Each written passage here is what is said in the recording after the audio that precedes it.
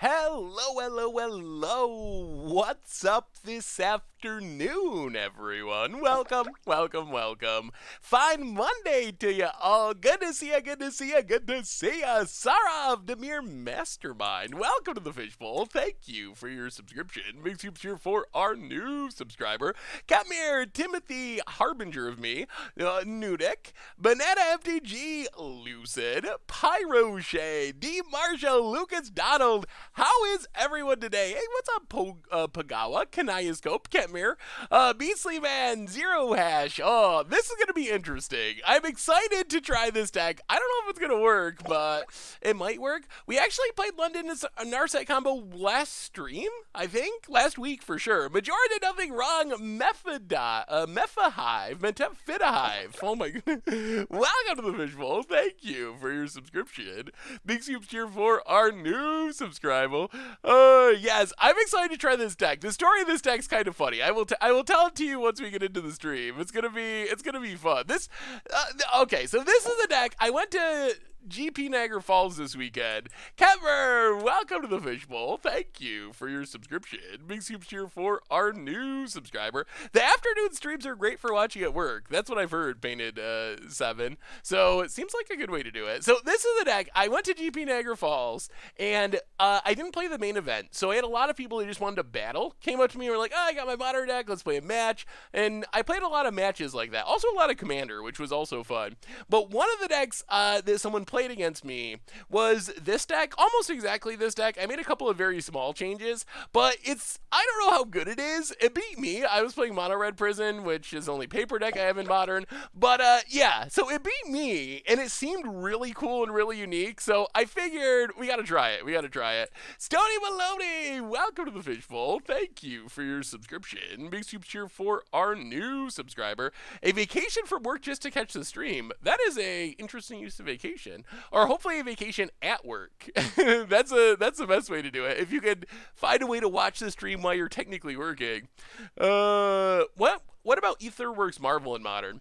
I think it can work. The only problem is you're kind of doing one thing, which is trying to put Emeralds into play. So I don't know how entertaining it would be, but I think it is another way that you can cheat Emeralds into play.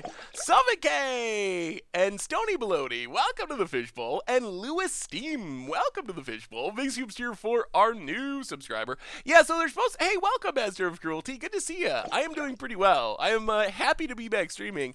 Sanam and Tanos out of nowhere with gift sub number 901 to Jonathan the Glade. Welcome you both to the Fishbowl. And hello, Tanos.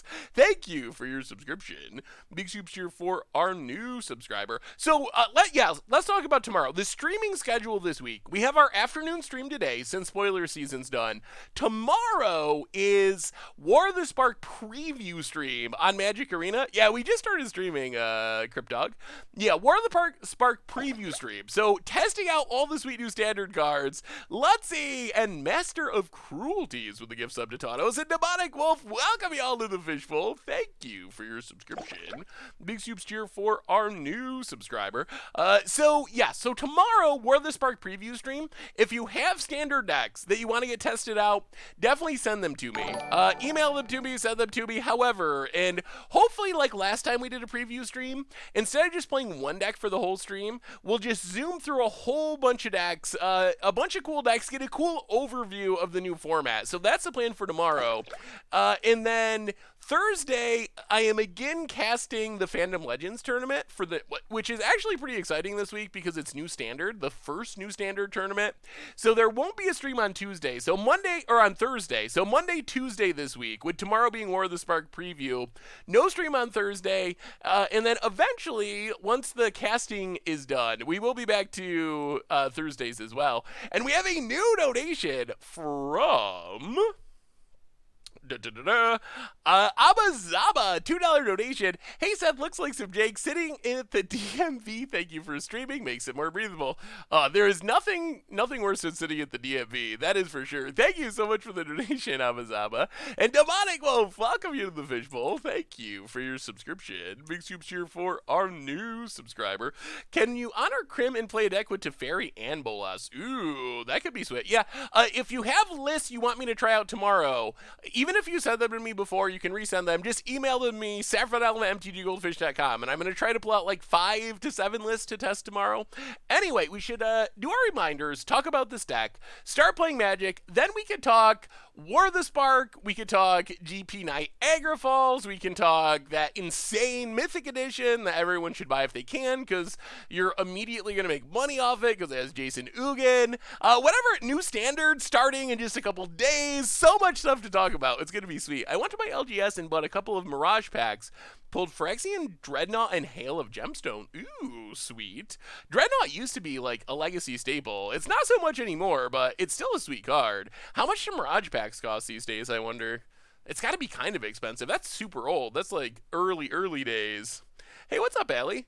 How are you tonight? All right, so let's do our reminders. First off, replay YouTube. Yes, we have sub badges now. They're here. We got them at the end of last week in our last stream, so now you can be rewarded, or badged, I guess, for your subs. 35 a pack? Whew. Yeah, that's, I mean, I guess you know what, Lion's Eye Diamond? And that's like a few $100s, so that kind of makes sense. I heard you clipped your nails on the floor of GP Niagara. That's definitely not true. My nails were nicely clipped before GP Niagara. That's definitely not true. Do you like any Animal Collective albums since Merryweather? Yeah. Not as much as the ones before Merryweather. Let's go with that. I still like Animal Collective, and I know like their next album that they make I'll probably like because they change styles so much. But I think for me their best work came Merryweather and before. That's my personal take on it. Don't I play guitar? I do play guitar. I don't really like nails though. I'm not a long nails person. All right, so reminders, replay YouTube. That's where you find all the old streams, including this one in the future. Normal YouTube. Last night, we had some Much Brew action, playing Saramos in Modern. Tonight, we're going to Modern for Budget Magic, and then this week's Against Odds is also Modern, playing some Curse of Misfortune. And then next week, we'll start to transition and do lots of War of the Spark stuff since the set is coming out, which is going to be super fun. So keep an eye out for all that stuff. Also working on top 10 videos for War of the Spark, which won't be this week. Hopefully next week, those will be going live, because there's also a Pro Tour this weekend. Oh my goodness. This is the busiest time. 3-week spoiler season, into GP Niagara Falls, into Pro Tour this weekend. Ridiculous time in the Magic schedule, and then as soon as we catch our breath, they're going to be pushing out Modern Horizon spoilers, I'm sure. El Rotato and Prime, welcome to the Fishbowl. Thank you for your subscription for the 30th month. Awesome, Prime. Thank you so much. Big scoops here for our subscribers. Is a Modern budget deck Mardu Aristocrats. We played Mardu Aristocrats like 2 weeks ago for Budget Magic. This is a deck, I will tell you this. It is a deck that is featuring a card that we played not that long ago. We played a deck in Modern, and the deck itself, not that good. But there was one card I was kind of gushing about, and like, this card actually seems surprisingly good in Modern. I can't believe that this is actually like really legitimate. So this is a deck that is very different than the deck we played in before, but it's more like all in on building around that card. So you might be able to figure out what the card is, and then you could probably maybe get towards where the deck is. But yeah, that's what we're playing tonight. So also, merch page, we have Scoops Hero of Jank playmats in stock. Featuring Scoops, looking a little bit heroic. So if you're looking for a way to support the stream, the channel, and the site, that's a great way to do it. Also, donations, always appreciated, definitely not required, but $2 or more gets your message read on stream. Yes, you can always jump back into Srab later, and it's not going anywhere. But yes, it is stream time, so let's talk about this deck and start playing Magic. Then we can talk whatever you want. GP Niagara questions, new standard, War of the Spark, whatever y'all want to talk about. Let's just relax, enjoy a fun stream, chill out, talk about the weekend, and have a good time. So that's the plan for today. Do you think Ilharog could be a 2 of Ingrixis mid-range in standard? Maybe. I guess what do you get to put into play? Like, Nicole Bolas is kind of sweet to put into play every turn. Or you could like put it into play and have your mana up to transform it in the same turn. I kind of like that idea. That actually sounds sweet. I like that idea. Narset Induced Amnesia also sounds sweet. All right, so let's talk about this deck. So this is a deck, like I said, I was playing just one-off games against people at GP Niagara that wanted to battle me.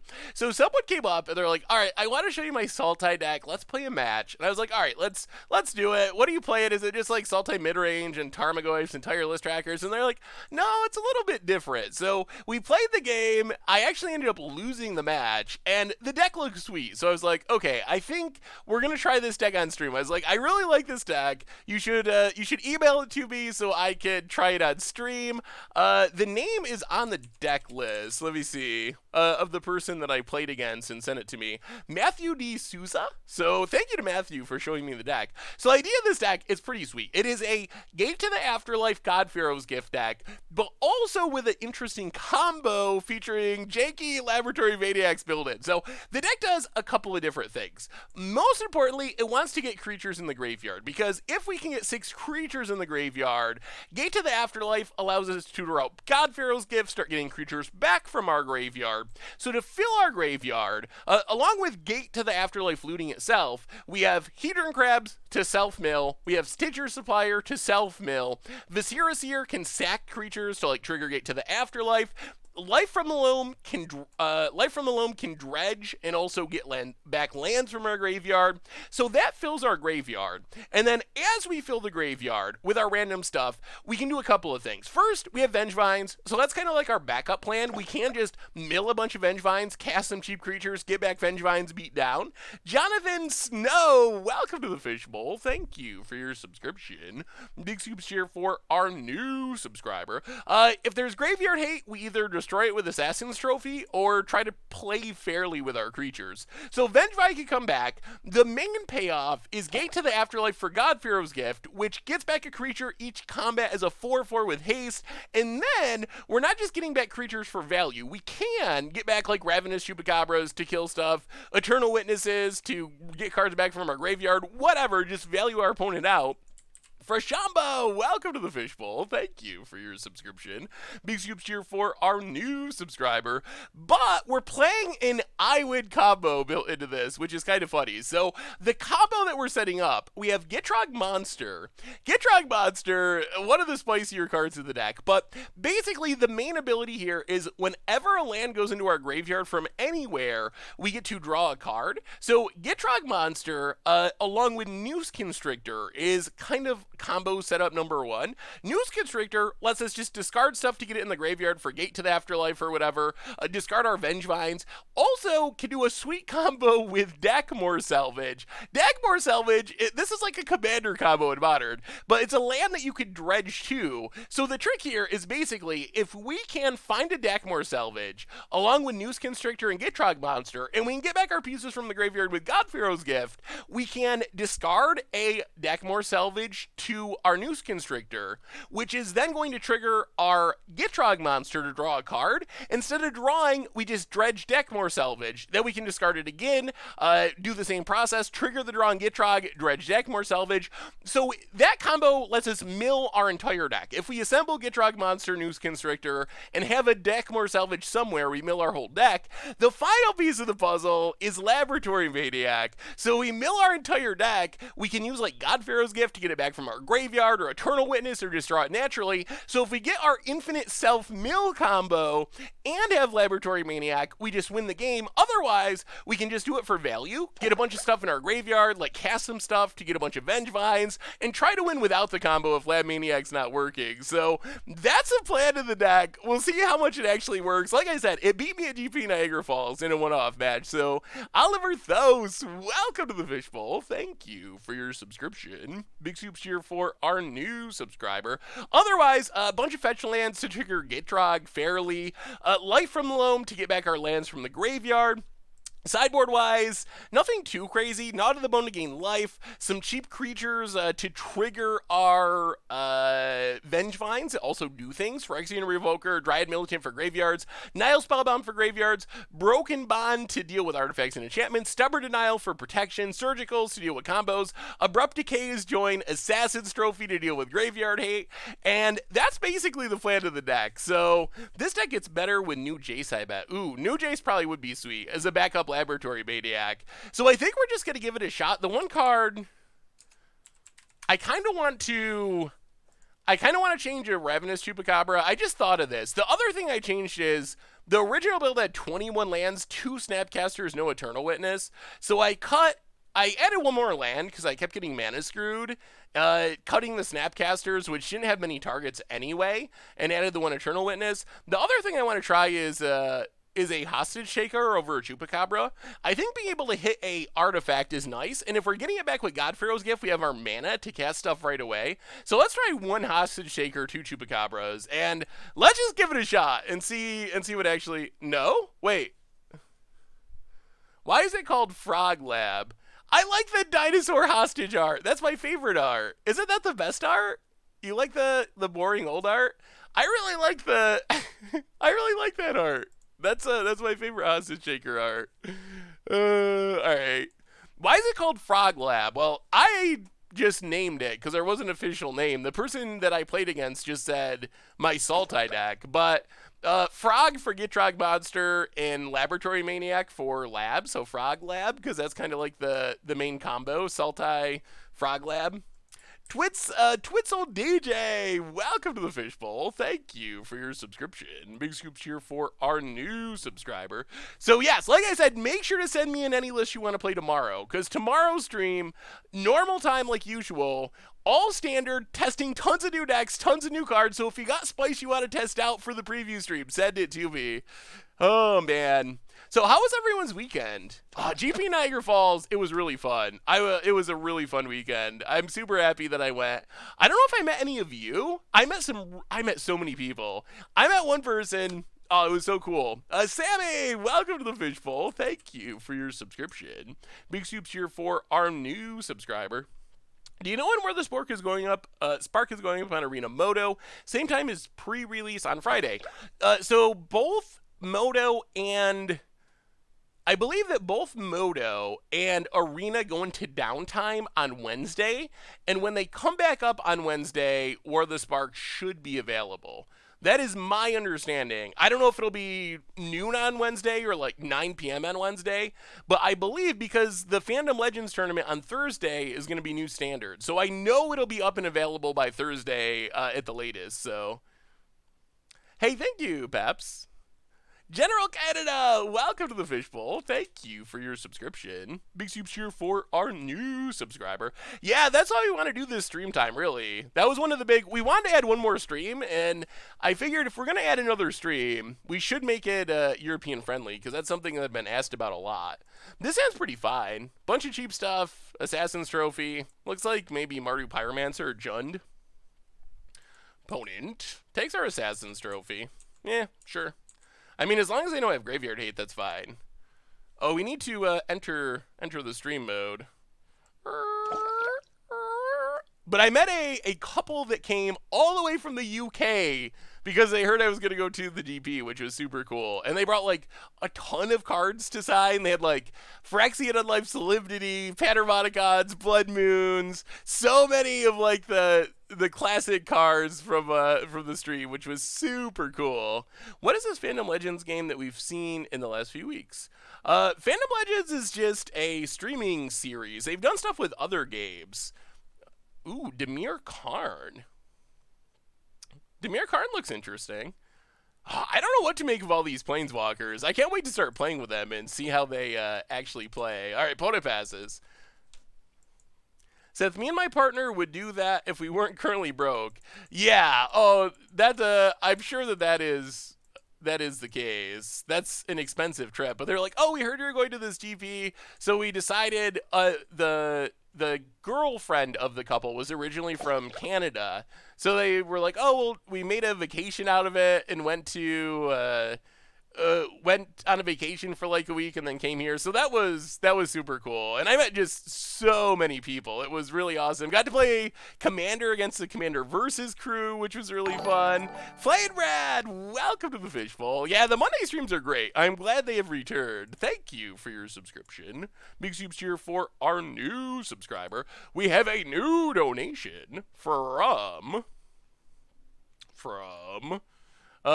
Interrupter Jones with a $5 donation. You better buy up all the Goryo's Vengeance now before it becomes a tier 1 modern deck with Ilharag the Razebore. I wish it was legal. That's actually, you should probably buy Goryo's Vengeance anyway, because we have a modern Pro Tour and Goryo's Vengeance decks are busted with the new Mulligan rule. But that's actually a good point. I had not considered Ilharag. Being able to like reanimate Ilharag and then put like an Emrakul into play, that sounds pretty busted. Gamer Geek for the 5th month in a row. Yeah, the time does fly by. Welcome back to the Fishbowl. Thank you so much for your subscription. Big soups here for our new subscribers. All right, Young Pie Romancer. Do we want to dredge? I think we do not dredge. Oh. Okay. Frogums. What do we do now? Let's play Viscera Seer. Play Polluted Delta. Crack Polluted Delta. Grab a... Do we have double of anything? Not really. We need black, I guess. Black... I guess black-green? Yeah, let's take black-green. Overgrown Tomb, untapped. Viscera Seer. Pass the turn. I mean, if we can get down Gitrog, what does our opponent do? What do they do? I just finished my undergrad today, but a Force of Will and Imperial Recruiter to celebrate. Well, congratulations. That is awesome. Opponent's going to kill a Viscera Seer. All right, so we'll sack it to Scry. Vengevine. Ugh. Well, I guess that's fine, because we're going to mill it. So we'll put it on top. Vengevine on top. Because we can sack Stitcher Supplier to mill Vengevine.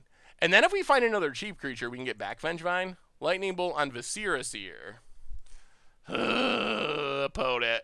I love watching you get run over by this deck at the GP. Hey, what's up, Dan? Yeah, we got to meet Dan at the GP, and that was super fun. We got to play some Commander, and it was a super fun weekend. I'm just that awesome for the 11th month in a row. Welcome to the Fishbowl. Thank you for your subscription. Big scoops cheer for our new subscriber. All right, so sack, mill, Vengevine, Scry, Chupacabra to the bottom, Viscera Seer. Ugh, our opponent's just like wrathing our board. Sack. Oh. 1, 2, 3, 4, 5. I guess we can dredge. 1, 2, 3, 4, 5.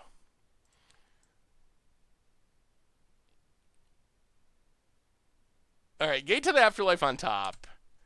Oh, that gives us hope. That gives us hope. What are the biggest, baddest creatures coming in the new set?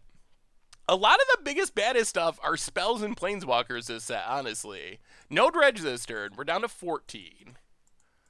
So we play Breeding Pool. We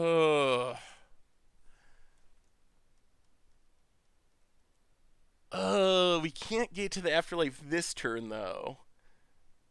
I don't know what we do here. We can... what do we do? Shock ourselves 12, 10, 9, 8. Then next turn we still can't act. Well, we can try to dredge. I think we go for it. I guess we just try to dredge and hope like crazy we hit a creature. Gate to the Afterlife, go. If we hit a creature, then we get to turn on our Gate to the Afterlife, and things are pretty good. If we... Faithless Looting. Although our opponent has a lot of tokens, this is actually looking kind of grim. Our opponent's like going off with this Young Pyromancer. I'm definitely excited to play with the new Hefnet. Any plans of playing a Bolas deck? Yeah, I think Bolas is one of the best cards from More of the Spark, so definitely interested in, oh goodness, in trying it. Well, opponent's just going wide, and we do not have like a sweeper, so I think we're pretty deadish. Dagmar Salvage. We did hit a creature. Gate to the Afterlife. Oh, we get a mana left over, don't we? Gate to the Afterlife. Grab God-pharaoh's Gift. Ugh. But we can't get back anything that deals with this. Play deck more salvage. Go to combat. Get back Stitcher Supplier, I guess. We're probably still just dead. Mill ourselves. Pass the turn. No bolts. No bolts. No bolts, no damage. So this is a combo deck that's really janky. It's trying to go infinite with Gitrog Monster, Noose Constrictor, and Dakmor Salvage, which lets us infinitely mill our own deck. And then 1, 2, 3, 4, 5, 6, 7. Well, I guess we're not just dead. That's not good, though. I think we're dead in the sense I don't know how we get out of this, because we don't have an answer. Oh, Gitrog. Oh, so close. Phone it. Gets in. Hits us. Okay. To 1. And we can't do everything this turn. How are we doing today? Was wondering if you felt like taking a look at my plan for Legacy Tournament in June. Ooh. Yeah, I would love to, Darvex.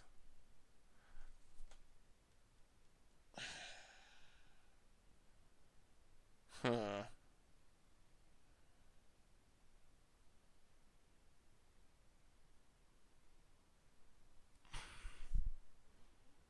So we get to get back Gitrog.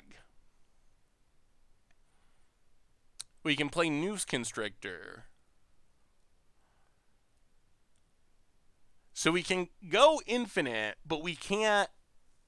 Huh. Alright, so get life from the loam. We go to combat. I guess well, we'll see. Go to combat. We're actually just dead here. We can kind of do cool things, but they end with us being dead. So we get back Gitrog Monster. Because we don't have Lab Maniac. Gitrog Monster. Yeah, we're dead, whatever. You can see how the combo works, though, I think. So get him with Gitrog.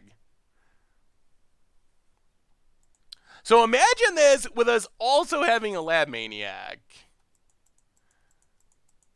Yeah, we don't have a way to get down the Lab Maniac because we have to cast Noose Constrictor. Then we have to cast Loam. We can't use fetch lands. So we have to get Ghost Quarter to trigger Gitrog. Then we Ghost Quarter. Hit our opponent. We draw with Gitrog. We dredge Dakmor Salvage.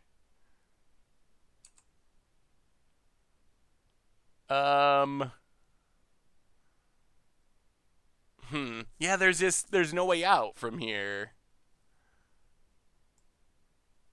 So, but we do have the combo. So we Ghost Quarter. Now we get to discard Dakmor Salvage to draw with Gitrog, which lets us pick up Dakmor Salvage, which lets us draw another card, which lets us discard Dakmor Salvage, which allows us to draw. So we infinitely build our deck, but we're too far behind on board, and we don't have a Lab Maniac or a way to get one.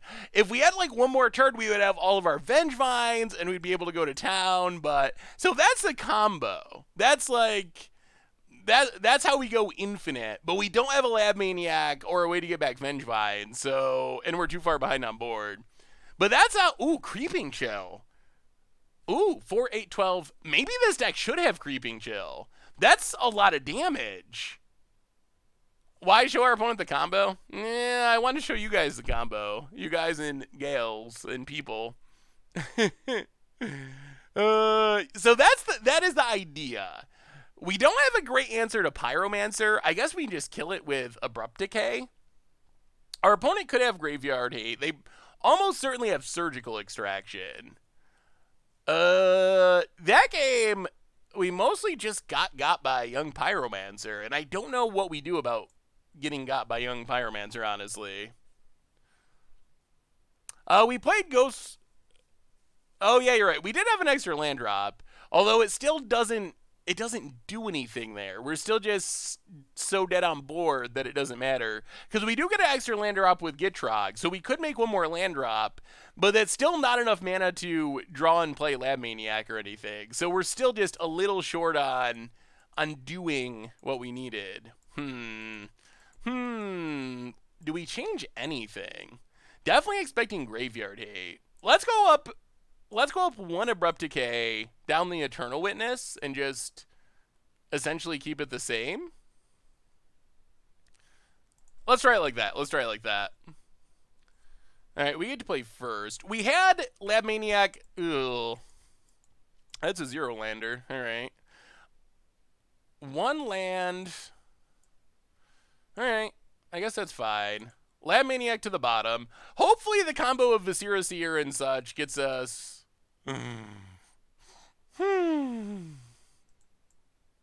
Life is bad. Life is very bad. Turn 0 Leyline is not what we're rooting for. Not by a long shot. We just want to do cool, janky things. Come on. We need land and Assassin's Trophy now. Opponent. Oh, hooray. Takes our stuff. Trying to pick a non-combo deck best suited to thrive in Post-London Mulligan rule, Modern. Do you think 8-rack with opponents aggressively mulliganing to find the combo? So we can win by attacking our opponent. That is a way we can win. We can also find, we have 3 Assassin's Trophies that deal with Leyline of the Void. So that is another way we can win. It gets much harder to win with Graveyard Hate, but... I love your video. So non-combo deck, I like the thinking of 8-rack. If people are mulliganing more aggressively, they're starting on less cards. So I like that idea. Oh boy. Opponent's got more or less their ideal draw. Yeah, I don't think we're going to beat this. We draw our one God-pharaoh's Gift. Also not ideal. Opponent's to 14, but they're just going to go off with Young Pyromancer. Ugh. Pithing Needle, gonna name Viscera Seer. Oh, this is all kinds of bad. All kinds of bad. Finalia Promise is gonna be good for non-Cascade Living End Restore balance decks, yeah. We are drawing a lot of cards that rely on the graveyard to do things, and no lands. We were counting on using these Viscera Seers to get us lands, but we can't even... this is just not... Sacking stuff is so much worse when we aren't filling our graveyard. Oh, Faithless Looting. Oh, this has been a rough start. What is a list of best toolbox creatures in Standard after... Maybe this deck needs a mass way to get rid of 1/1s. Like a Plague Mare. Maybe we need a Plague Mare.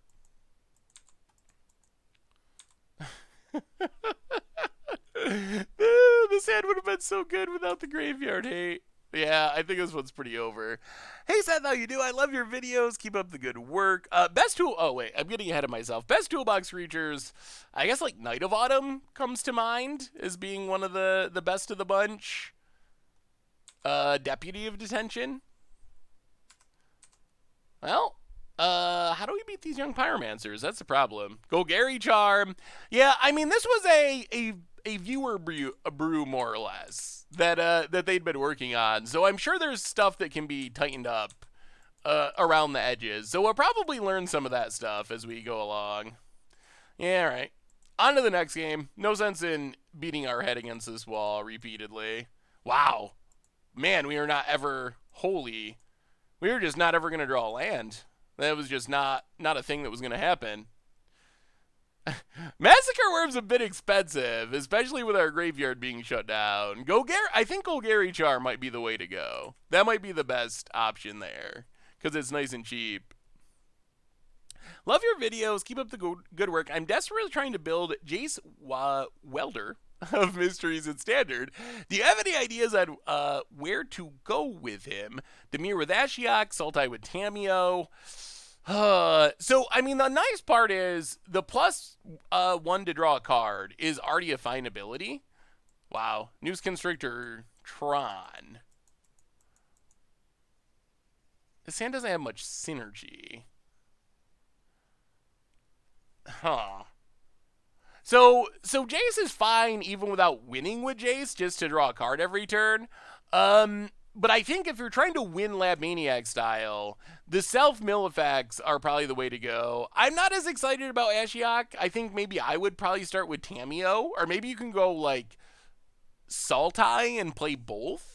But you're gonna have to make sure you have enough removal to stay alive and protect stuff. I actually think this is the pretty Constrictor.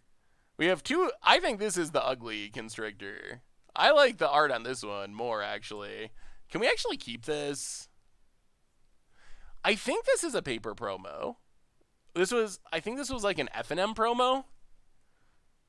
This is Magic Online Pro Rewards. I'm pretty sure it's a F&M promo. Yeah, we need something a little more. Ugh. All right.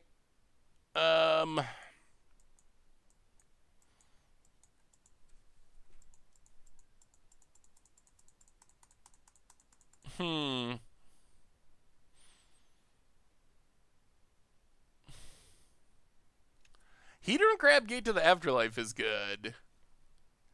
Maybe this deck needs more lands. It started with 21 lands, and it felt like... So I went up to 22 lands. Oh, man. And you didn't want me to keep the one-lander. Chat. Oh, my... Chat, that's why you keep one-landers. That is exactly why you keep one-landers. Oh, trust me, chat. Sometimes you just gotta keep the one-lander. What are the odds? 0 land, 1 land, 0 land, 0 land. And this is London. We're drawing 7-card hands. We have to pull up the hypergeometric calculator. I don't even know the right way to math that, but that has to be... What are the odds of hitting 3 out of 4 0-landers? It's got to be 0%. It's got to be so low. Like, it's blowing my mind how unlikely that exact combination of things is. It's got to literally be off the chart lowness. We'll take a Watery Grave here. Thankfully, our opponent had double Leyline, which doesn't really do anything against our deck. Yeah, each one is independent, but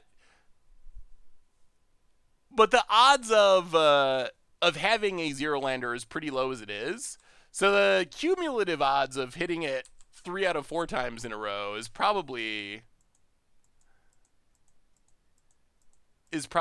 even lower. Like the odds when we mulligan the next time are the same as the first time. But we also chained together several of those times impressively. Alright, Stitcher Supplier.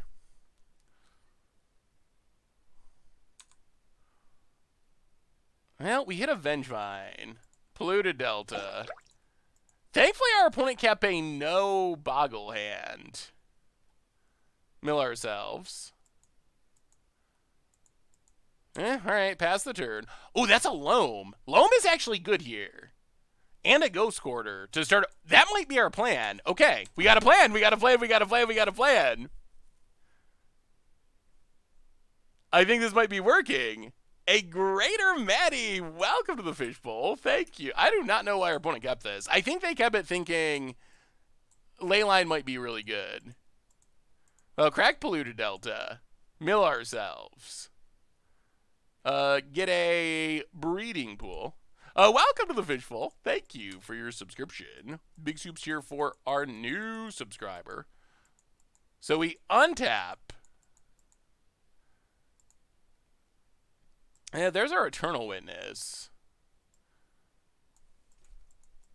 I think we just go on the Ghost Quarter plan. Dredge Loam. Loam. Ghost Quarter, Polluted Delta, Polluted Delta. Ghost Quarter. Mill ourselves.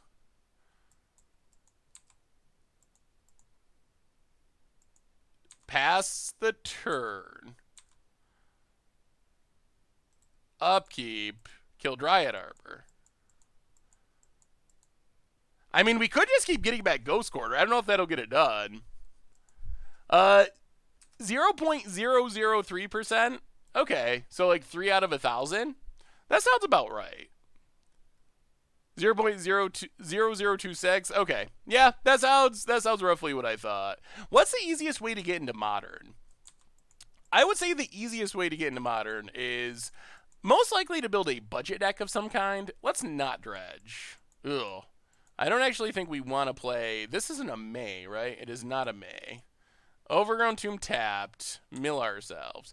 We need to draw a Gate to the Afterlife. We're going to hold on to Hedron Crab because that can get back our Vengevines eventually. Hit our opponent. If we draw a creature, then Hedron Crab gets back 1 Vengevine. Only 1 at the moment. Opponent. Do they ever draw a Boggle? Hopefully the answer is no. Path to Exile on Hedron Crab. Okay. That's fine. Grab a Swamp. Now we have the mana that if we draw Gate to the Afterlife, we get to immediately... How many basics do you think this deck has? How many basics?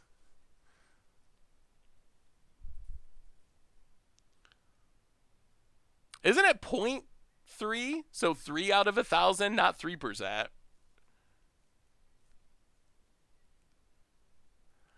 No, it's 3% to hit 4 Zero-landers or 3 Zero-landers out of 4 hands. All right, untap, no dredge. All right, so we play Hedron Crab. We play Polluted Delta.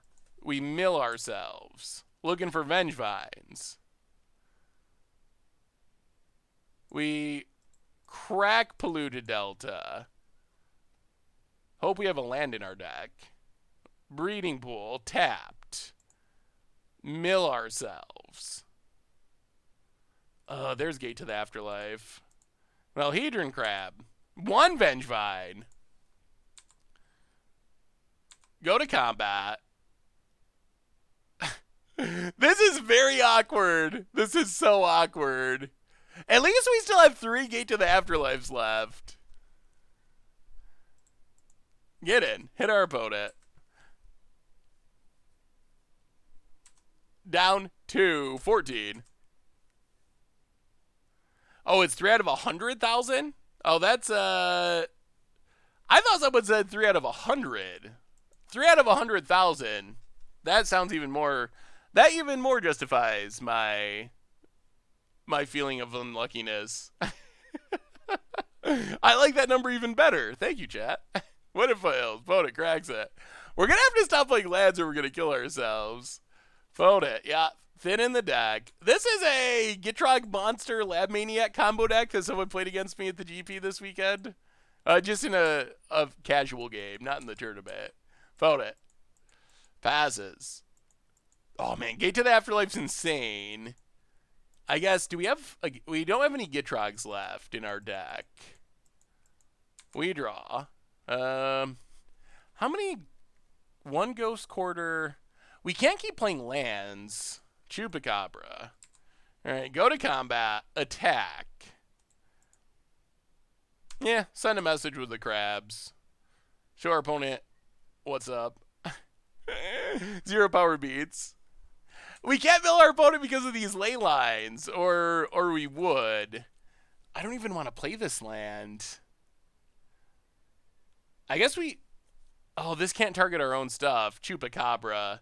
That's another reason Hostage Taker, I guess, might be better, is it gets rid of our own Hedron Crabs in situations like this. 1, 4, 5, 6, 7.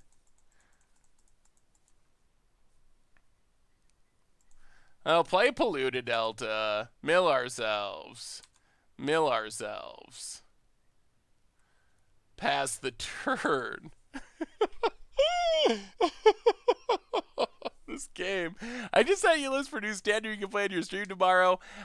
Email address, the Bright Lord. Thank you so much, Raul. I'm definitely looking. Oh, I cannot wait to start playing our new standard tomorrow. It is going to be sweet. Thankfully, our opponent is. I don't know why they kept this hand. Usually, Boggles has to mulligan until they hit a Boggle. Not doing that is a little odd. No dredge. Deck more salvage. Well, go attacking. The sad part is our opponent could still win this. If they just draw a Boggle and have a bunch of auras in hand.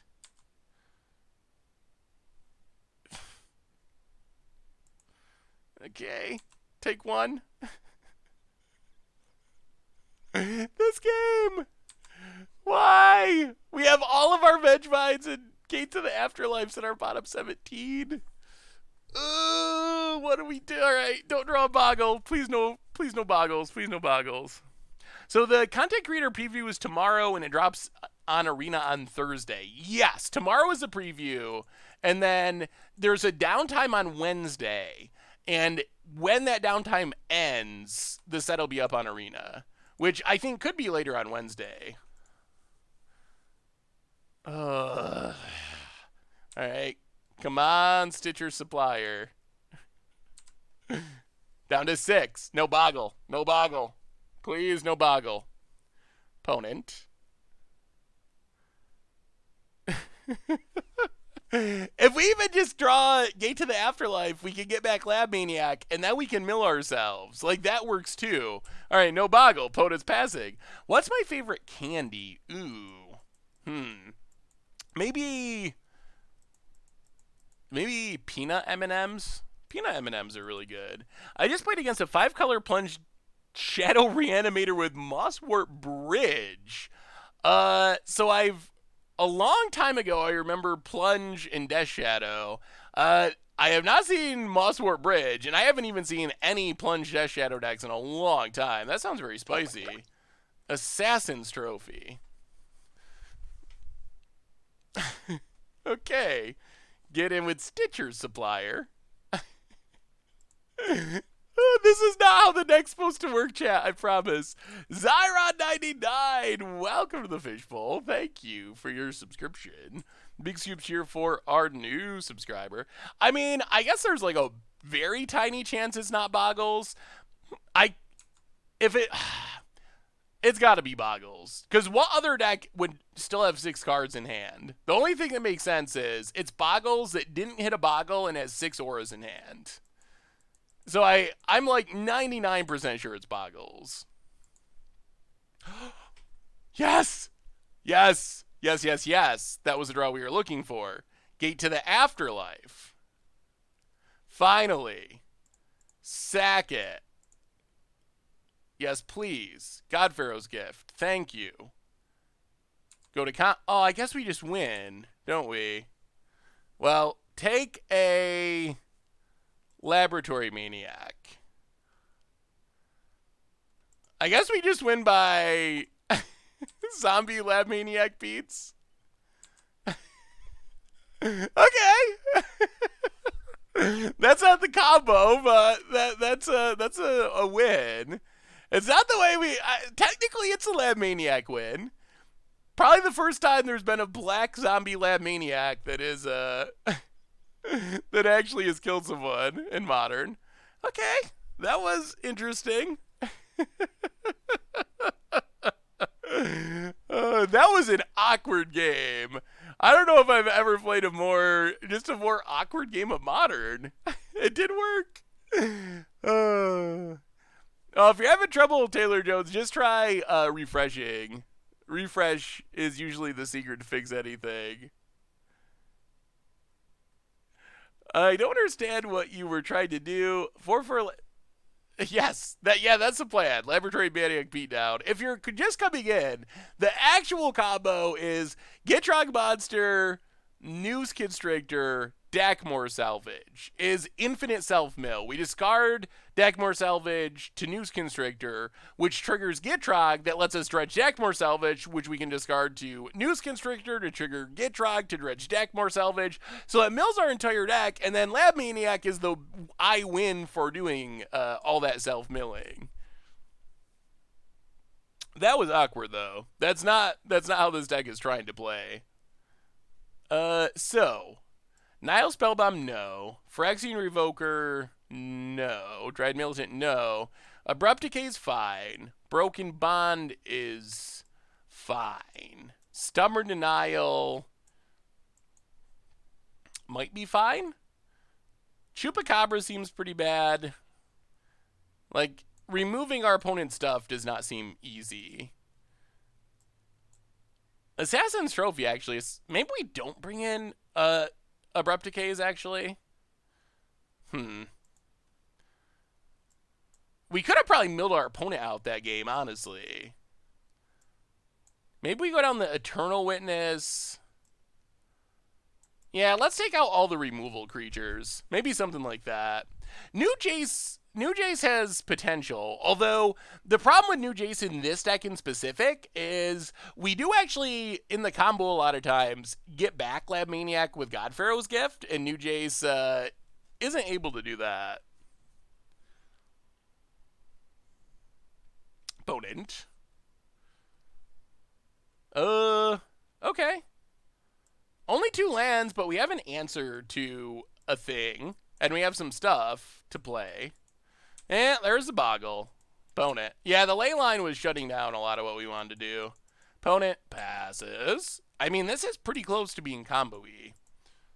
Watery Grave tapped. Pass the turn. Have you seen the new Necrotic Ooze combo with Devoted Druid and the new card Soul Diviner in the graveyard? You can draw your entire deck. Ooh, I have not seen that deck. That actually makes sense, though. I like it. Opponent. Ranker. Well, that's more typical Boggles. Gets in, hits us. Yup. Down to 15. Opponent's off to a much better start. Well, play a land, play a Noose Constrictor. Pass the turn. First Strike Trample Hexproof. That's a combo. That is a combo. Opponent. Thinking. So, how's everyone's weekend? Did I meet anyone from the stream at GP Niagara Falls? I met a ton of people, but I'm not sure how many of them are actually in the stream at the moment. Huh. Daybreak Coordinate, eh? Liliana could be good in this deck, too. Liliana kills Boggles, and it allows us to discard stuff. This feels like a deck that's really cool, but maybe... Wow, opponent did not attack for some reason. Okay. Vengevine. Well, play a Stitcher Supplier. Mill stuff. Play Verdant Catacombs. Pass the turn.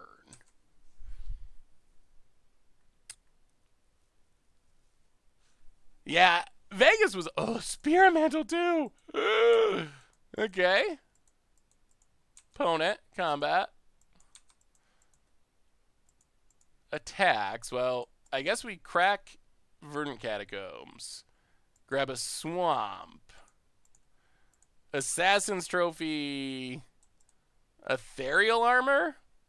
This is still very bad. That's still a massive Gladecover Scout. 7.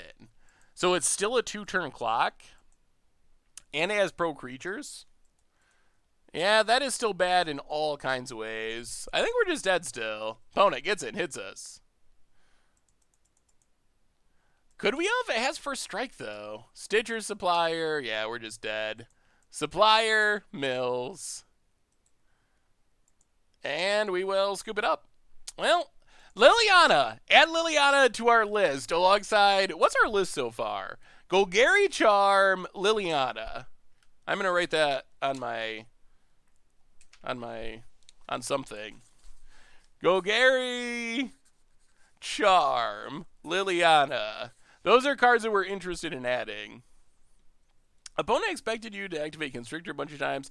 We definitely would have tried. We have Gnaw to the Bone as life gain. Maybe we should bring in Gnaw to the Bone. It does gain a bunch of life. The thing is, our opponent's deck just deals so much damage. Is the life gain of Gnaw to the Bone even really, like, how much does that even really help us? All right, we'll try it. We'll try the Gnaw to the Bone. We get to play first. Creeping Chill is a very interesting idea. Well, I mean, this is a good hand. We don't have any actual interaction, but this is a hand that's got a bunch of threats. If we can mill some Vengevines, that might be able to do it. Possibly Vengevines on turn 3. So I think we just Polluted Delta, crack it. Grab A. I think you need incidental life gain, not actual cards for the bird matchup. Yeah, that might be true. Like Kitchen Fink style life gain. Take a Watery Grave, untapped. Play a Hedron Crab. Pass the turn.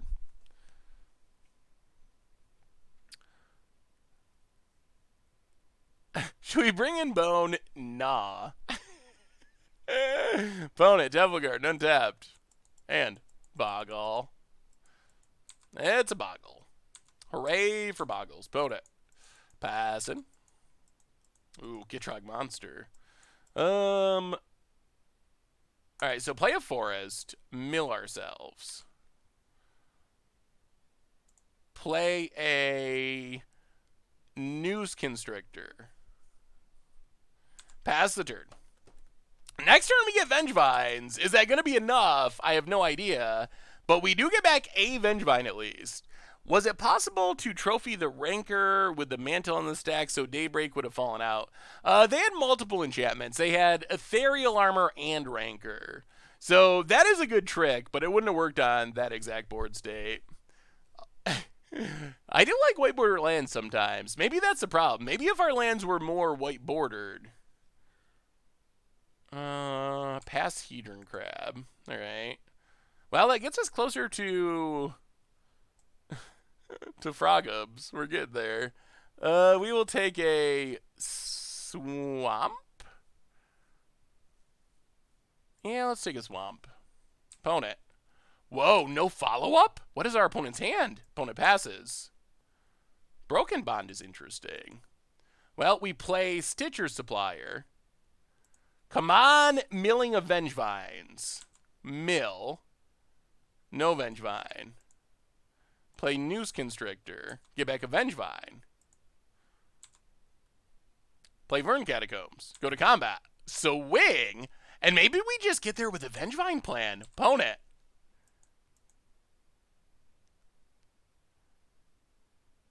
Oh, Path Tribal. Alright. Well, this means we get to Gitrog Monster for sure next turn. Hit our opponent. Pass the turn. I mean, they've used to pass. Gitrog. Gitrog's going to do it. Hey, it was awesome to say hi at the GPDU days, AB. It was super fun to meet everyone. I saw you cut Wand of Vertebrae in the standard reg list. Why did the card not make it in the end? I think it's still in consideration. The last build we played, man, opponent's got all the creatures. The last build we played was a build that someone else built. So that was the main reason. I would still consider playing it as like a 1 of probably, or 2 of. But basically the deck added more Surveil cards. Irrelevant Merfolk, welcome to the Fishbowl. Thank you for your subscription. Big scoops cheer for our new subscriber.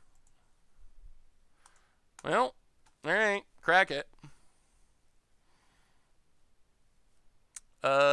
Overgrowth Tube. Untapped. Gitrog Monster. Combat. Attack.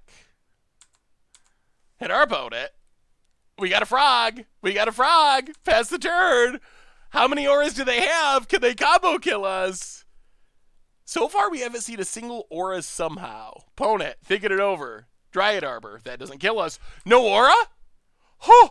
Okay. Opponent passes. So we sacrifice a island. We draw a card. Oh, that's good. That is good. That is good. We play a Stitcher Supplier, mill ourselves, hit a land, draw a card. There's a Vengevine. Oh, Gitrog! Gitrog's coming through. Life from the Loam. Play Polluted Delta. Sack Polluted Delta. Draw a card. Ooh, Viscera's here too. Take an island. Play... Oh, we can't get another Vengevine in there, can we? Can we combo from here? Not all the way. Play a Stitcher Supplier. Get a Vengevine. Mill ourselves. No land. Ugh. Well, play Viscera's here. Go to combat. Attack, attack, attack, attack. Actually, let's leave back. Do we attack with everything? I'm still worried we just die out of nowhere. Ooh, it's close. It's super close. UK football score. Welcome to the Fishbowl. Thank you for your subscription. Big soup cheer for our new subscriber. Ooh, let me see, D. Marshall.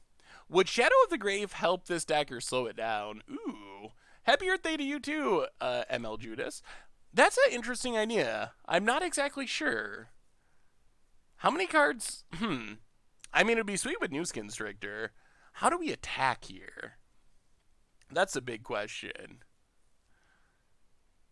Attack, attack.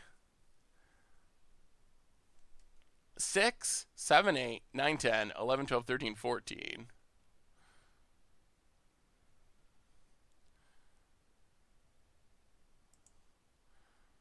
Six, 10, 11, 12. All right, let's attack like that. Leave back some amount of defense. Opponent, taking it over. Dragon Wrath, welcome to the Fishbowl. The problem is they could potentially just go like aura, aura, aura, draw a really big creature and kill us. Opponent blocks, opponent blocks. Yup, sure. So now I think we... Loam...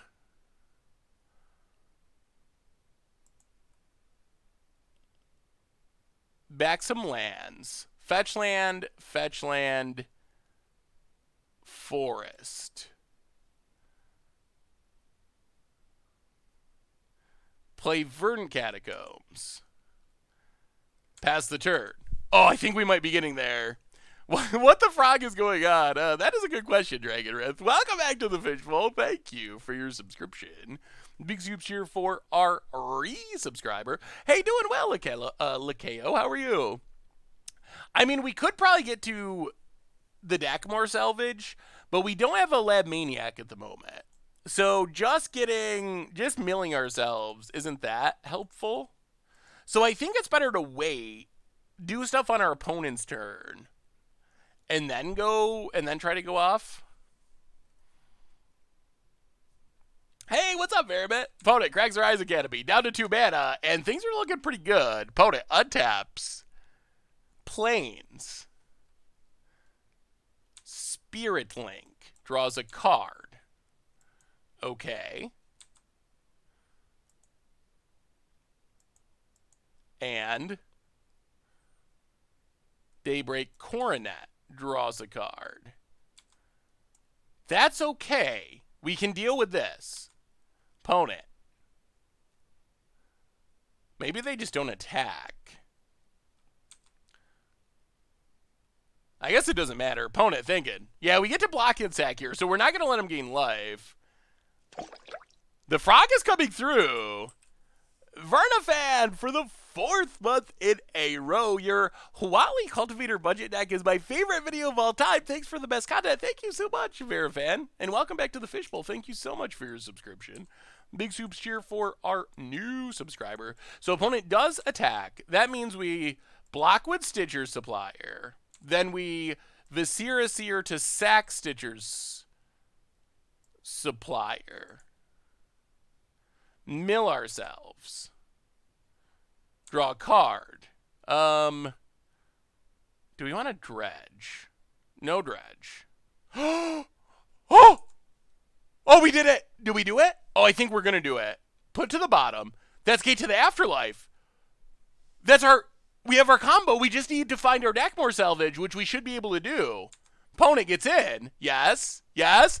Oh, we're gonna do it! We're gonna actually get the combo kill. Opponent passes. I think it's happening. We will sacrifice a forest. Draw a card. Yeah, now I guess we dredge. Draw a card. We just need Dakmor salvage. Oh, there it is in our hand. Huh. We can discard it. Combo! Combo achieved! Here we go, boys and girls, ladies and gentlemen! Gate to the Afterlife. 1, 2, 3, 4, 5, 6. So we play Gate to the Afterlife. We play a forest. We have enough creatures, right? 1, 2, 3, 4, 5, 6. We sacrifice Gate to the Afterlife.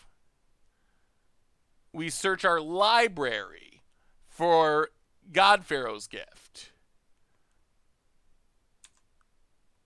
We go to combat. We grab Laboratory Maniac. And now the fun begins. No attacks. We discard Dakmor salvage. Dredge Dakmor salvage. We discard Dakmor salvage.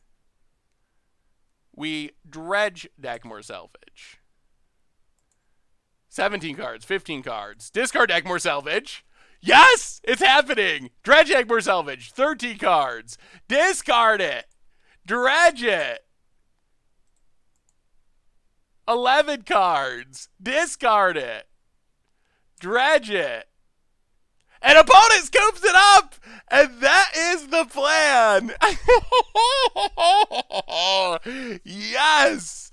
That's what we were trying to do! It's possible! And we even beat our hated Boggles! Labman, yeah, Zombie Labman has been key. Well, yeah, that's combo. That is a combo. Oh, that was sweet. That was sweet. That was sweet. Oh, yes. Yes, yes, yes. Well, we're up to 1-1. We're up to 1-1 with some sweet jank. We will take it. Oh, lordy. Lordy, lordy. It is janky, that's for sure. Although we can't just win with Vengevines. Not to spam Seth, but with some help from Taunos, I think the Boggles opponent in game 1 had a 0.005 chance to draw 14 lands and no Boggles. So today's the day for no luck. Yeah, that is almost as bad as our no land mulligan.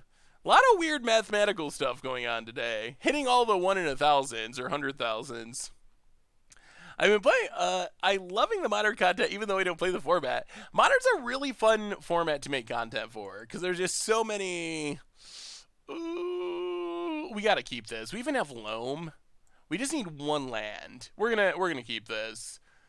It probably ends with me getting yelled at, but all we can scry to hit a land. We get lands in our graveyard.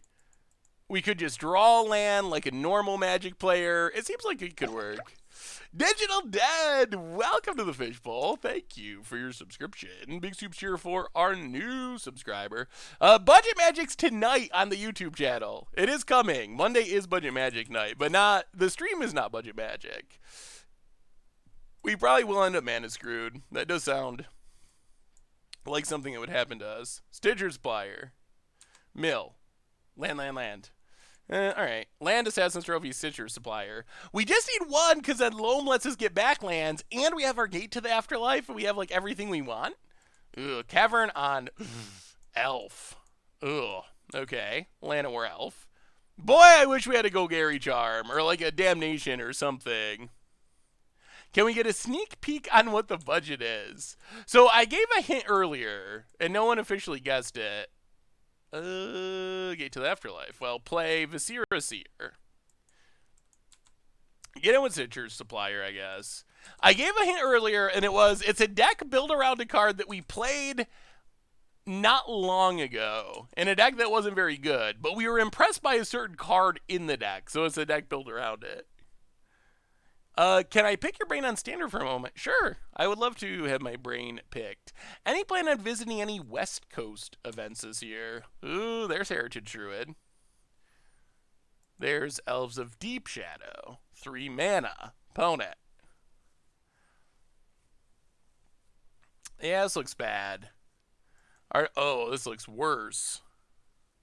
Scavenging Ooze. It's a Stitcher Supplier. Oh, this is so bad. Scavenging Ooze? That's not an elf. I call shenanigans. So West Coast, I believe I will be at GP Vegas. That's one that I know for sure. I don't know if that counts as West Coast to West Coasters or not. Hey, what's up, Stu? So sack, scry, not a land, put it, oh dear. Alright, I guess we're sacking this too, because we have to hit a land here. Sack, that is a land. Whew. Yeah, the Scavenging Ooze is going to wreck us. Crag Polluted Delta, grab an island. Loam back 3 lands. This deck, so far, both of our, well, we haven't lost this one yet, but I presume we will. Both of the times we have struggled have been against decks that just go wide with X1s. That has been both of our losses. Plans to go to SCGCon in June? Not sure. I really would like to make it to an SCGCon. Yeah, Vegas counts. Vegas is pretty West Coast, right? It's a lot closer to the West Coast than it is to the East Coast. It's got to be close enough. Vegas is West Coast like Chicago is East. Okay, that counts. Opponent leaving up Collected Company mana. Or just a million Ooze activation mana.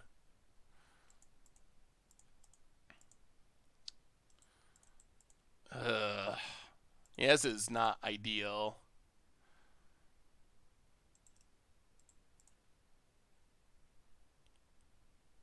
Well, alright, play a Swamp. Play Gate to the Afterlife. Pass the turn. Yeah, opponent's got the sweet old, well, this is actually a promo, but the old art, Elves of Deep Shadow. What happened to the standard brain picking? I think I missed the question. I want to build Mono Blue Omniscience in standard. Trying to accelerate it out with Djinn of Wishes.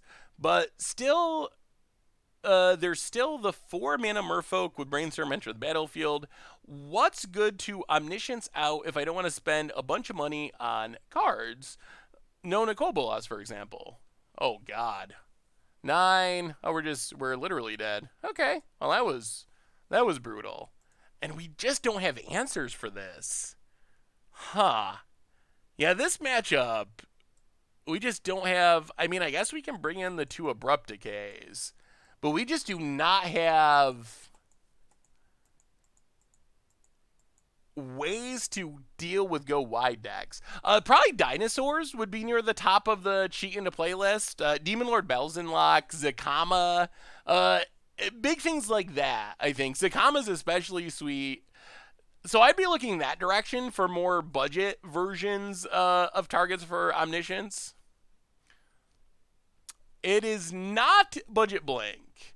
You're never going to guess it because it's an oddball. So here's when we played this deck, the deck itself was kind of meh, and it was probably partly meh because it wasn't really designed for Modern. It was designed for a unique take on Modern. But there was one card in the deck, I was like, I was really impressed with this card. Like, people couldn't kill it easily. It's actually a really big threat.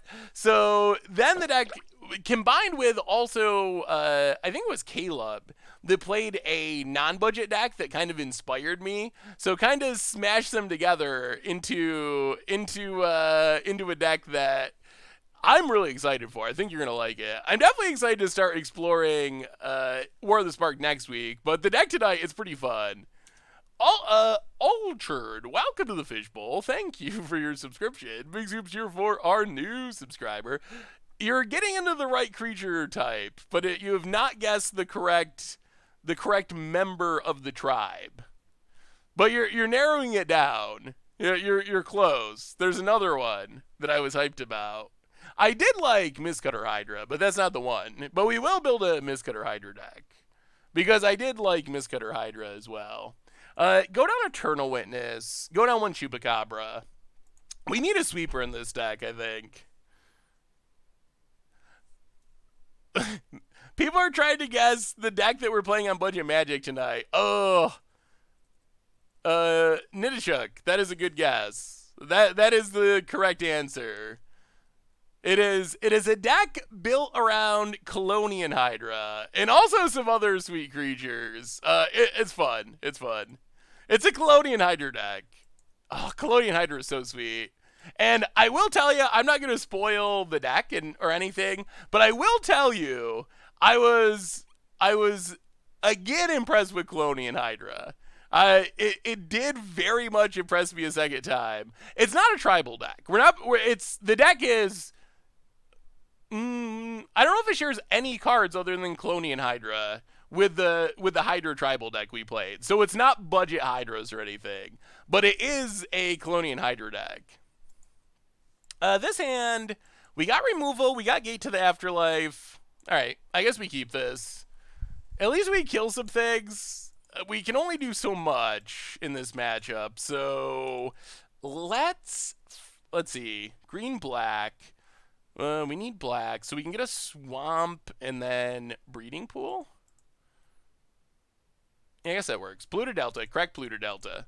Yeah, the deck's fun. It's super fun. Grab a swamp and Stitcher Spire.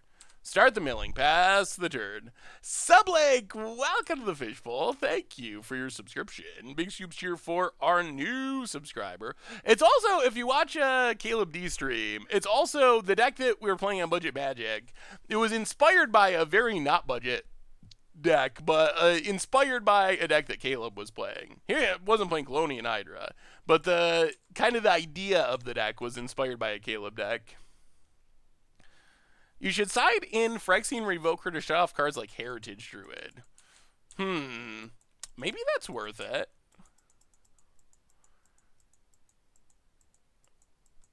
Yeah, that might be worth it, actually. I'll go to combat. Get in with Stitcher's Supplier. Hit our opponent. I wish we could Assassin's Trophy our own stuff. That would actually be helpful.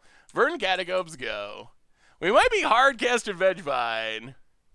What do you think about green-white counters matter proliferate in War of the Spark Standard? It sounds like a fun theme to build around. What are the counters matters cards? Are we going like Venerated Loxodon, like that style? Opponent gets in for 1. Sure. Hits us. Yup. And Elves of Deep Shadow, Part 2, passes. Well, crack Verdant Catacombs. Take a Breeding Pool tapped. Untap. Noose Constrictor.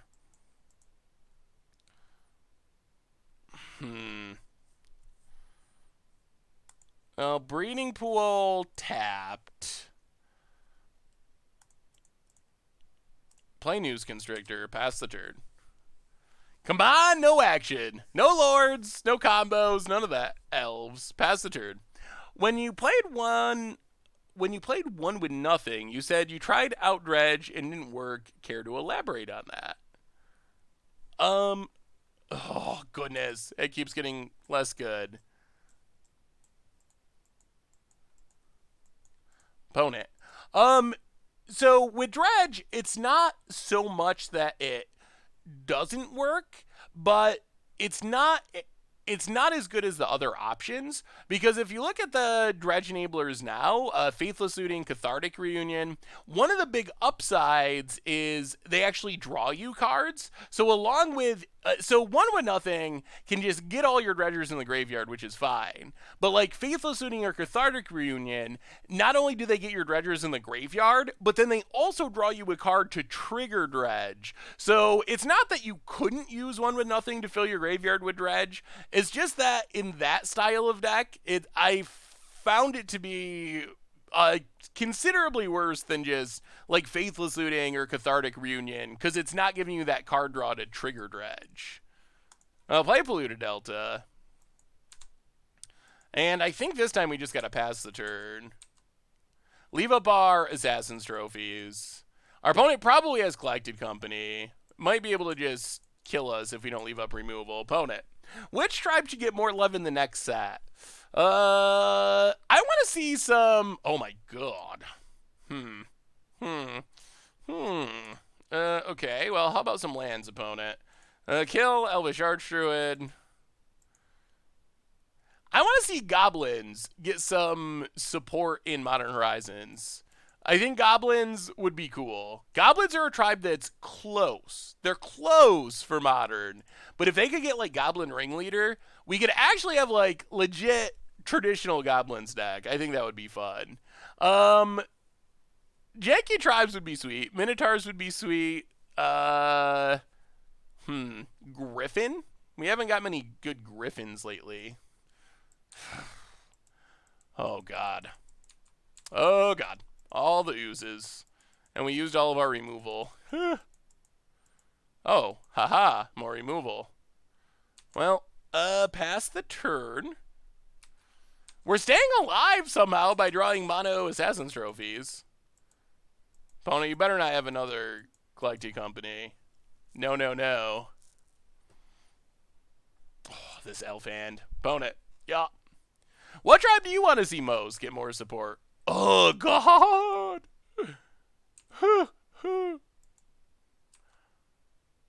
Are we dead? I think we're dead.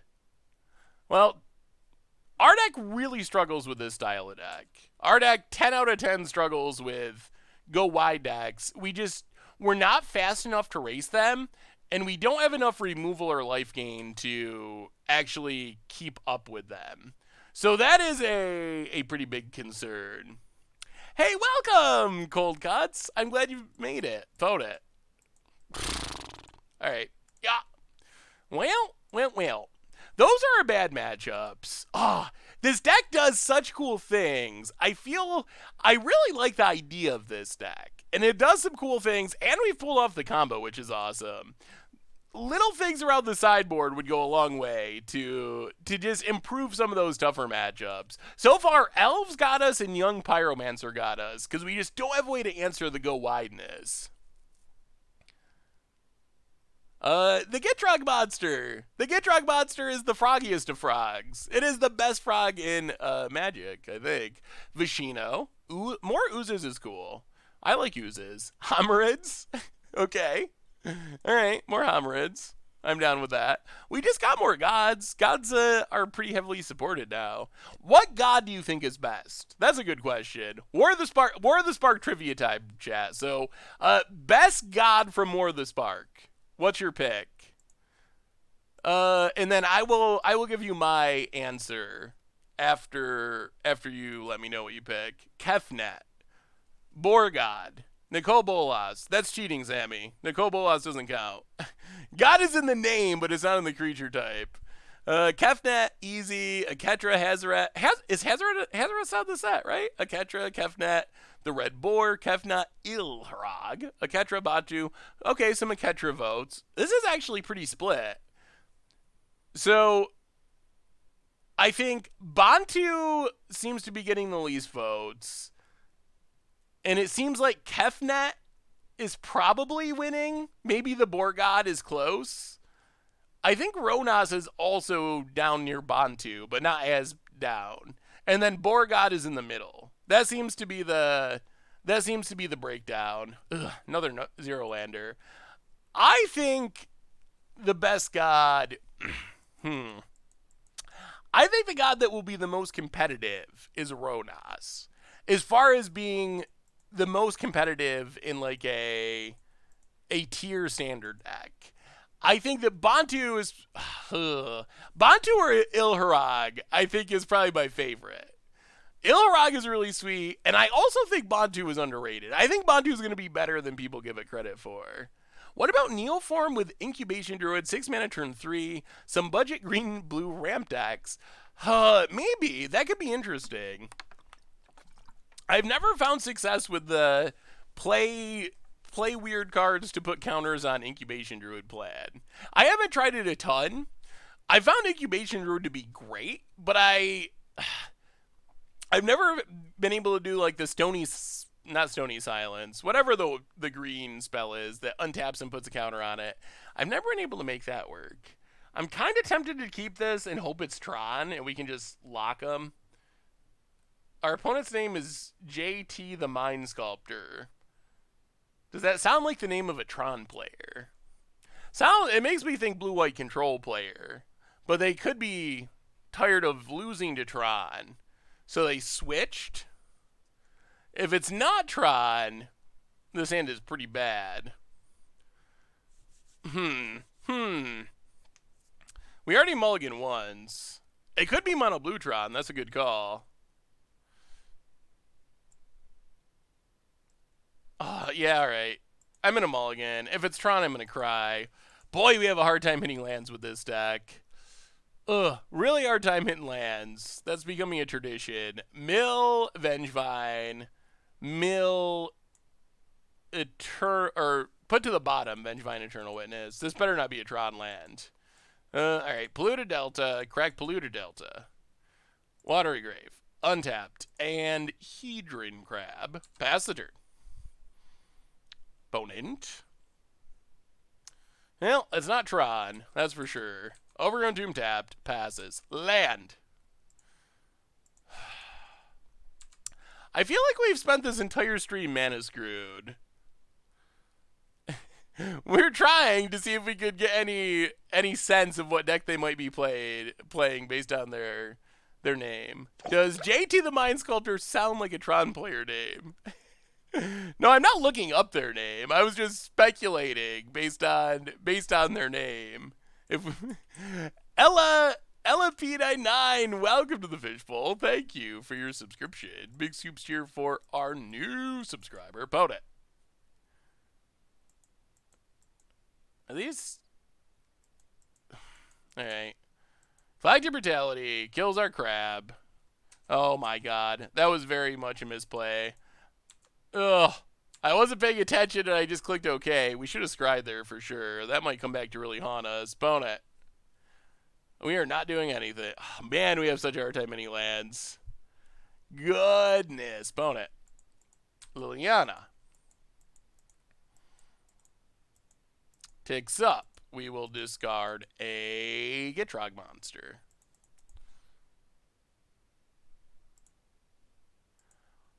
I feel like we have had just a really hard time just playing Magic with this deck. The combo's really sweet when it comes together, but I feel like we've spent our entire league being mana screwed, which is a little frustrating. What do you think about Feather? I think Feather is a really fun card. I would be surprised if it was a competitive card in Standard. Oh boy. That's 2 Tarmogoyfs. That's a lot of power. Opponent's out of cards. Well, we finally hit a land, but it's too late to matter. Yeah. Well, that didn't do anything. Well, we mulled to 5, got stuck with 1 land, as per tradition. Is the punt for not scrying, or was there something else that we're getting punted for? I guess we can bring in Phyrexian Revoker, sort of. Phyrexian Revoker. It's hard to take out too many cards and still have the deck function, because we need a lot of creatures for Vengevine and for Gate of the Afterlife. So we can't just take out a ton of creatures for a ton of non-creatures. Like, Decay is fine. Opponent's definitely going to have Graveyard Hate now. This is a matchup where Chupacabra's actually good, Hostage Shaker, Eternal Witness. So these cards are fine, but I'm not exactly sure how we would fit in these cards. That's the challenge. Like, Laboratory Maniac, Gitrog, combo pieces. Gate to the Afterlife, god-pharaoh's Gift is a reason to play the deck. Removal. Vengevine is a way we can actually win a game once in a while, which is nice. Loam helps us not get mana screwed as constantly. Yeah, I guess we can not bring in Revoker. We don't have that. I mean, I guess Vengevine can kill a Liliana or something. I don't think we have room to Spellbomb the Goyf. Spellbomb is good, but like, what would... I still don't know what we really cut here. Most of the cards we already have in our deck feel between good and uncuttable. Combo piece, graveyard filler. I guess we could trim. Like, we could... but if we trim cheap cards, it's hard to get back our Vengevine. Plus, we never have mana for some reason. Solo Gamer for the 10th month in a row. Welcome back to the Fishbowl. Thank you for your subscription. Big soups cheer for our new subscriber.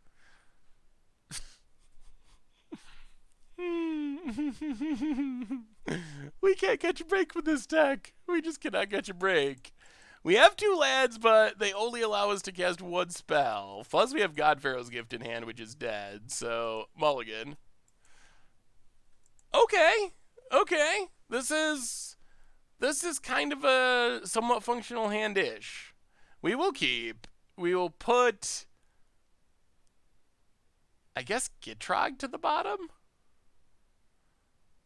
Yeah, Gitrog to the bottom. Oh, opponent's going to have Leyline? All right, no Leyline. So, Polluted Delta, Crack Polluted Delta, Watery Grave, Untapped, and Hedron Crab pass the turn. Hey, what's up, Green Mage MTG? You should do Arena Momir after the league. Oh, we could maybe switch and wrap up with Arena Momir. Tomorrow is the preview stream for Roar of the Spark. So it would definitely be Arena-ing tomorrow.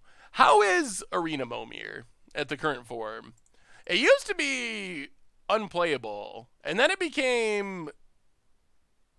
Wow, we can't actually get black mana. That's awkward. Huh, that is very awkward. Mill ourselves. There's our god-pharaoh's Gift. There's a Dakmor Salvage. Well, I guess we pass. Yeah. Opponent. Momir is awful. It's lame. It's bae. Split opinions. Hey, what's up, little cheeky? How are you today? Why switch to Arena Momir when you're on Moto? Yeah, that is also true. We'll probably just stick on Magic Online for the stream today. But if you're an Arena fan, don't worry. With War of the Spark coming, we're going to be playing tons of Standard very shortly. So we're gonna have tons of Arena and Standard coming. So I was hoping that we'd be able to... There's the Dark Confidant. I was hoping that we'd be able to keep milling ourselves and cast 2 Stitcher Supplier to get back Vengevine. I think that's one of our better plans for winning here. Because we need 2 cheap creatures to... still no Vengevines. To get back our Vengevines. I'll play Dakmor Salvage. Pass the turn. So 2 Stitcher Suppliers, you never know, could get back a Vengevine. Mono Momir is beautiful. The only place where I've seen both players have horsemanship. Yeah, that happened to us not long ago. Our opponent hit a horsemanship creature, and I thought we were done for. And then we hit one back the very next turn.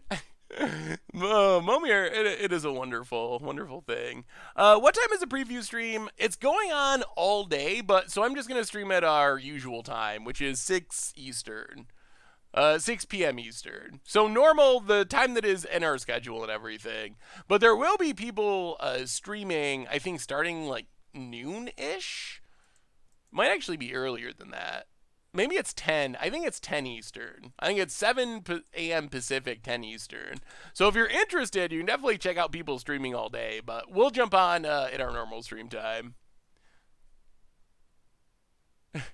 Yeah, that was so the Loy Bay was soy soy. I think from saying Loy Bay, so sweet is what I was trying to say. What do we draw? Another Stitcher supplier. Well, Stitcher supplier. Mill ourselves.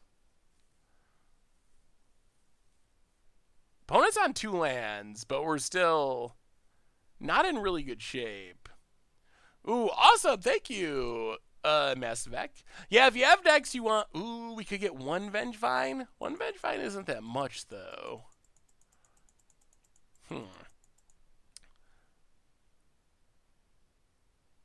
All right, let's be greedy and wait 1 more turn. Pass the turn. We need more than one. We need more than one. We need multiple Vengevines. That's our pathway to victory. Multiple Vengevines. Opponent. Dark Confidant hits a Shambling Vent. Plays a Shambling Vent. Goes to combat. Attacks. Attacks. We will block with Stitcher Supplier. Mill some Vengevines, please. Ugh. Nope, not yet. Okay, phone it. I guess Gate to the Afterlife could also be good. Scavenging Ooze. Well, this is our turn to do something. Opponent passes. Assassin's Trophy. Alright, well, play Stitcher Supplier. Mill Vengevine.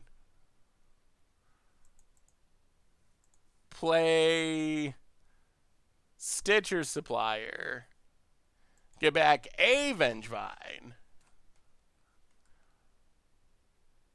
Ugh. Things are just not lining up. Hey, Seth, for the last couple years, I've been pretty deep in depression, but recently, after seeking help and finally getting better medication, I've regained my interest in Magic once again. I built Boros Angruin Standard this weekend, and I went 3-2. Not impressive, but my best record yet. Cheers for being a huge part of me finding Magic. Well, Purple Ton. Oh no. That is awesome. I'm so glad you're feeling better and are in Magic. That is awesome. Thank you so much for the story and the kind words. And enjoy Magic. Not actually previewing anything. It is It is the preview of War of the Spark. It's just up for a bunch of streamers and whatnot a day before it goes live for everyone. Well, there goes our Vengevines. Okay. Well, that plan's not gonna work. Mill ourselves. I guess we have to play a forest. Ghost Quarter deck, more salvage. Get a swamp. Assassin's Trophy, Scavenging Ooze. And pass the turn. Evilgar and Pyro Flamer, welcome to the Fishbowl. Thank you for your subscription. Big soups here for our new subscribers and resubscribers. So, what deck are you most excited for trying out in War of the Spark Standard? What's your number 1 on your list? Should I start to craft Esper mid-range on MTGA, or should I wait for War to be released? I wouldn't want to... If you're tight on wild, if you have just like enough wild cards and cards that you can craft another deck if you want to, then do whatever you want. But if the number of wild cards is a concern, Vraska, that's interesting. If the number of wild cards is a concern, I would wait until after you see what's going on with War of the Spark. We're down to 1 gate to the Afterlife. Getting grim, getting grim. Bolas' Citadel. Yeah, Bolas' Citadel is near the top of my list, too. Vanifar with Ronas and Flibblethip. Which Planeswalker voice do you think will be the cringiest? I hadn't really thought about that. That is a good question. Hmm. All right, killed our confidant. And even if we hit, huh? All right, loam. Loam back some lands. Island, forest, ghost quarter. Play ghost quarter. Pass the turn. I don't know if there's a pathway out of this. We have another new subscriber. Ooh, Bantu Aristocrats. Sounds sweet. Another new subscriber, Dixie. Oh, definitely not a new subscriber. 25 month resub. Welcome back to the Fishbowl. Thank you for your subscription. Big soup cheer for our new subscriber. I would guess the rare planeswalkers will at least have voiceovers. I don't know about uncommon. I'm kind of guessing they might. Almost seems like they're important enough of characters that they might get the voiceover treatment. Phone it. Gets in with Tarmogoyf down to 4. So what do we have that's good? I guess we got to draw our last gate to the afterlife. If we draw a gate to the afterlife, we have some chance of surviving. But we got to draw it this turn. Gate to the afterlife? No dredge, please? Yeah, that's a sad laboratory maniac. And we just couldn't find it. Loam, salvage. All right, Sultai pile. One more shot. It would feel much better if we can win this and finish with a 2-3. A 1-4 would be disappointing. I mean, we did combo though, and this is definitely a very janky deck. We knew it going into it, so we did pull off the combo, which is probably the most important part. When you want to build proliferate Super Friends on MTGA and have 0 wildcards, yeah, that is a rough one. That is going to get expensive. Is MTGO Standard dead? I would really love to play some Standard online from time to time, but the decks I enjoy most are Bulk or Synergies. Playing on Arena would be really expensive. No, I mean, a lot of Standard is now played on Arena, but you can still play Standard on Magic Online. Wow, traditional one-lander. So more lands. I guess that should probably be added to the list. I feel like we've done this basically every game with this deck. Alex Wooks, welcome to the Fishbowl. Thank you for your subscription. Big soup cheer for our new subscriber. All right. I mean, I guess we'll try this. Put god-pharaoh's gift to the bottom. What do you think about Heartfire? I'm going to have to look up Heartfire. Heartfire, alright. That's the 4 damage, sacrifice a creature or planeswalker. It's interesting. I mean, I guess 4 damage for 2 mana is a good deal. I'm not sure the shell that would play it, though. I don't think you can just jam it in, like, mono red aggro or whatever. So I think that's a challenge, is figuring out where it can actually fit. I think it's fairly powerful. If you have some sort of like sacrifice synergies or something, it definitely gets even better, like some sort of aristocrat style deck. Goblin Grenade, though, is 1 less mana and it's 1 more damage. So it's definitely like a bad Goblin Grenade, but it's better than like Goblin. What was the recent one? That was like a 4 mana Goblin Grenade. I guess I had Kicker was part of it, but yeah, so I don't think it's bad, but I think it feels like a card that people will jam into shells where they probably shouldn't. Yeah, Breeding Pool, untapped.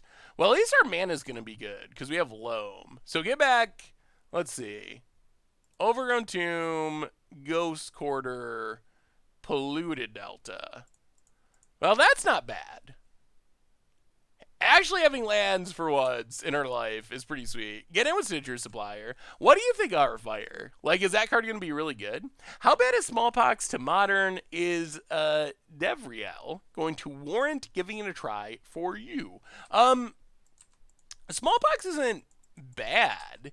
It's a little bit matchup dependent sometimes, but I don't consider it to just be bad by any means. Devriel, the most obvious home, I think, for me would be like 8 rack, but it could be good in a Smallpox style deck as well. I think the challenge is like, if you consider Devriel and you consider Smallpox, is it actually better than just like a Liliana or something? I'm not actually sure that it's a better finisher in that style of deck than just playing like Liliana the Veil. I guess it could be a good budget option, but so I don't know. I definitely want to build around a lot of the uncommon planeswalkers. Devriel, for me, I think it's cool, but it's not at the very top of my list of uncommon planeswalkers I want to build around. But it is definitely a super sweet card. Dragonarith with a new donation, $2.50, says, I will definitely keep playing Jeskai Storm, but I want to try this brew of mine. Ooh, let me see, Dragonarith. Thank you so much for the donation, by the way. Tezzeret's Antiquities. Timestream Navigator. Ooh, Timestream Navigator. I like Timestream Navigator. Tezzeret for Affinity. Ooh, Tezzeret Smothering Tithe, Emergency Powers. Time Wipe, Deadeye Plunderers. That looks super spicy. Smothering Tithe to make treasures for Tezzeret. That sounds like a way to make a lot of mana. That looks really sweet. Even got the Revel and Riches combo. I like it, Dragonrith. That definitely looks really fun. Sepsi, welcome to the Fishbowl. Thank you for your subscription. Big soup cheer for our new subscriber. All right, Vizier's here. Run out. Tom Ross made an article about 12 rack. Ooh. Yeah, Monday we hadn't added the last 3 weeks actually because of spoiler season, but before spoiler season started, we've been doing a stream on Mondays at 2 Eastern time, like 2 to 5 Eastern. That's our third stream of the week is idea. Although we haven't been getting in 3 streams a week because of extra stuff going on. But can you make Magistrate Scepter go off in Standard with Proliferate? Ooh. I would have to look. I would have to look and see. I mean, that sounds like a way to make infinite turns. If you can have some mana and proliferate 3 times a turn, that would get the job done. I would have to actually look at what the easiest way to proliferate 3 times a turn is. Linger. Oh, boy. I will say that our deck we have been very extremely punished by these go wide decks. That has been perhaps the biggest issue with this deck is just anything that goes wide, we do not have an answer for. Right now we're 1-3, and 2 of our 3 losses have been to decks that, in one way or another, go wide. Well, pass the turn. Now we can use a frog. That would be sweet. Dunkmaster B for the 2nd month in a row. Welcome to the Fishbowl. Thank you for your subscription. Ooh, Shefadoons too. Big soup cheer for our new subscriber. Leyline of the Meek. Growing the Dork. Exponent. Attacks, attacks, attacks. Well, we will. Didn't you play Proliferate Engine on Muchaboo once? Do you think it could work in that? Magistrate Scepter? Yeah, I mean, you could play Magistrate Scepter in that. I think that would probably be the easiest home. I was thinking when we were talking about Standard. In Modern, yeah, Proliferate Engine would probably be the way to go if you wanted to build Magistrate Scepter against the odds. In Standard, I'm not sure the best way to try to go infinite. I'd have to really delve into the repeatable. Like there's when you make a land drop proliferate thing, but how are you going to make 3 land drops a turn? So I'd have to try to find the right mixture. Yeah, let's just block, scry with Stitcher's Supplier. I think we mostly just want to find Gitrog Monster. I think that's number 1. There's a Vengevine. Stitcher's Supplier.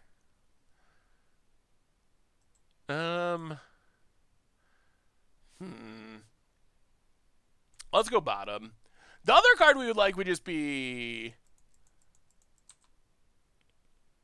Gate to the Afterlife. Ooh, we're getting close. 1, 2, 3, 4. Ooh, now we just need a couple more cards in our graveyard, and we should have it. All right, play a Forest. Play Gate to the Afterlife. We need like one more. We need like one more card in the graveyard, and we actually get Gate to the Afterlife going. Pass the turn. Hey, what's up, Monument? How are you tonight?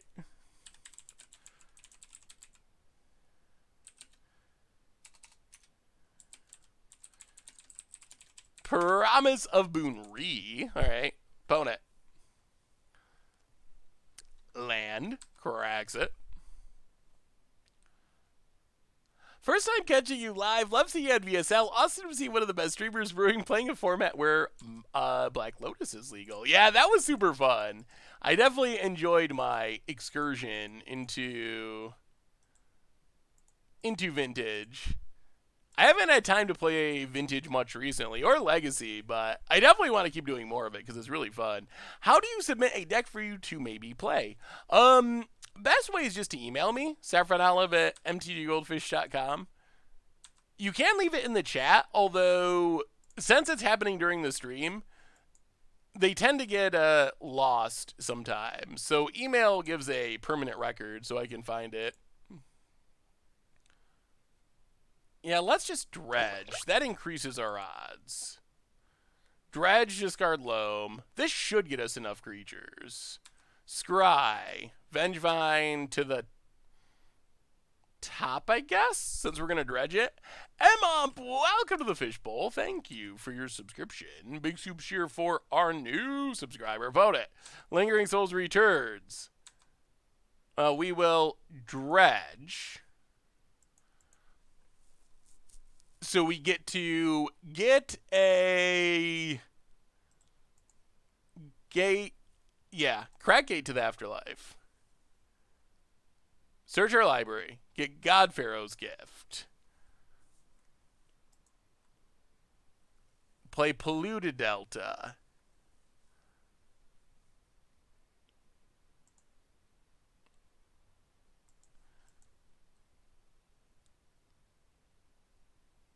Go to combat. Get back Stitcher Supplier. Mill ourselves. No attacks. Loam. Land.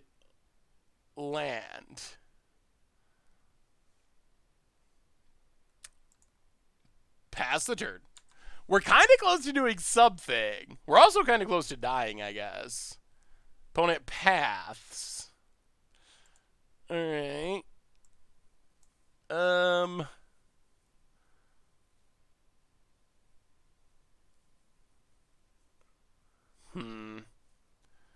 Alright, take a forest. Oh, this does a lot of damage. 1, 2, 3, 4. So if our opponent cracks this, we take 8. That is a lot. And we don't have life gain. Alright. Opponent untabs. Pedro Headshot. Welcome to the Fishbowl. Thank you for your subscription. Big Soup Cheer for our new subscriber. Hey Seth, I made a deck for you to try out tomorrow. Feel free to fix it up a little. Ooh, let me see. Wheel Dragon. Thran Ilharag. Ooh, Thran Temporal Gateway with Ilharag. And Vivian's Longbow. All about cheating everything into play. That looks fun. That looks like a super fun idea. Oh, Lord. Yeah. This has been the bugaboo for this deck, is it just cannot beat these go wide decks. Just can't do it. It just does not have the tools to compete with this style of deck. Eternal Witness is interesting. Eternal Witness lets us get back something else, but what is... We only have one God-pharaoh's Gift, so Gate to the Afterlife doesn't do anything. Vengevine doesn't do much of anything. 1, 2, 3, 4, 5, 6... Our only real realistic plan is probably to combo. All right, so let's go to combat. Get back Eternal Witness. Eternal Witness can get back Assassin's Trophy.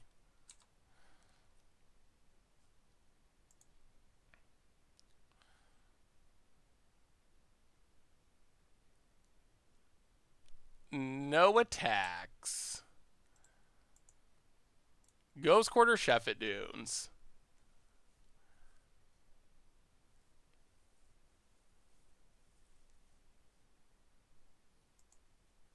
Cast a Loam. Ghost Quarter Swamp Island. Play a Breeding Pool. Pass the turn. All right. I mean, we're fighting. We just don't have answers for it, unfortunately. That makes it really hard. Check out my janky blue-white tap draw mill bounce. Oh, God. More pump. Yep. Opponent, combat.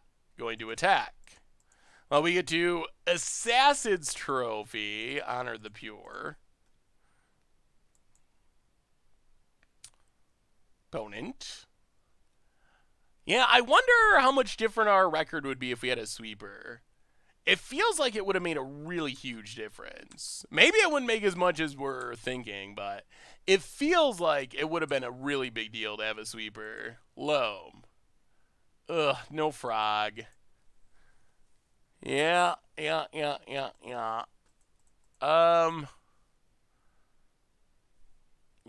we can't get back anything relevant. Huh. Well, this has been a rough one. This has been a rough one, and we just don't have any answers anymore. Ooh, let me see. Elusives. So, blue-white TTMB. Verity Circle. I had a deck that was kind of like this. Verity Circle, if you're in the right matchups, it is pretty good. Salt Priest for the 22nd month in a row. Welcome back to the Fishbowl. Thank you for your subscription. Big soups cheer for our new subscriber. I mean, Plague Mare could work. Golgari Charm could work. We've mostly lost to X-Ones. We lost to Young Pyromancer. We're losing to tokens. We lost to Elves. And every time we played that matchup, it feels like we're just drawing dead going into it. In theory, I guess we can win with a combo, but then they bring in Graveyard Hate, and our combo's already like turn 7 type combo. So it's not super fast for those matchups. So it feels like this matchup, just looking at our deck, I'm like, how do we ever beat this? Like, Nile Spellbomb doesn't do much. Revoker, Dryad Militant seems okay just for answering second half of Lingering Souls, plus it's a creature, so that's fine. We could bring in like Broken Bond to fight over the anthems. That's probably worth it. Maybe we just gotta go desperately at Gnaw to the Bone. Maybe that's our only realistic chance. Yeah, the Monday stream is back, Zanfast. Normally, when it's not spoiler season, the idea is to have a Monday stream in the afternoon every week. So, when it's not spoiler season, that's the goal, is to have Monday, Tuesday, and Thursday. Although this week there's no Thursday because I'm casting the Fandom Legends event. So, we're going to miss Thursday this week, but got in Monday and then Tuesday tomorrow. Yeah, Plague Mare seems like a good sideboard option. I could see Plague Mare being the way to go. Yeah, let's go down just... Chupacabras are not good. Killing one token with a 4-drop is just... That's pretty bad. Alright, try like that, see what happens. Maybe we can just combo them. We get to play first. Well, we do have lands this time. That's always concern number one, is just, do we have mans? This is a deck I've been working on for a while. I saw your video for Core Set 19 combos. I've been working on this deck for 9 months or so. Ooh, let me see you, Chubby Muffin. The more land plan seems sweet. It sounds like a lot of the changes we talked about. El Capone. Heartless Goreclaw. Ew. That's a cool take on Eldrazi. Get to play Mir Superion. Yeah, that does work. Mir Superion Goreclaw. I like it. It's about time to start figuring out combos for War of the Spark. We'll have to do our traditional video on that at some point. Pass the turn. Considered Maelstrom Pulse as well, alternatively against token strategies, Echoing Decay. Yeah, there's a lot of possibilities, but we definitely should have something. I think just the having nothing is the biggest issue here. Alright, so Heater and Crab mill ourselves. Crag Polluted Delta. Get a Swamp. Mill ourselves. News Constrictor is a nice little blocker. That's for sure. News Constrictor. It even blocks the flyers, which is nice. Pass the turn. No attacks. How can new Ral kill on turn 4? Here's a list, or my friend is playing this list similar to this. Ooh, let me see you, Ryan Hayes. Gitrog Dredge. Intangible Virtue. Ooh. Okay. Ooh, Lightning Storm. That's a sweet idea.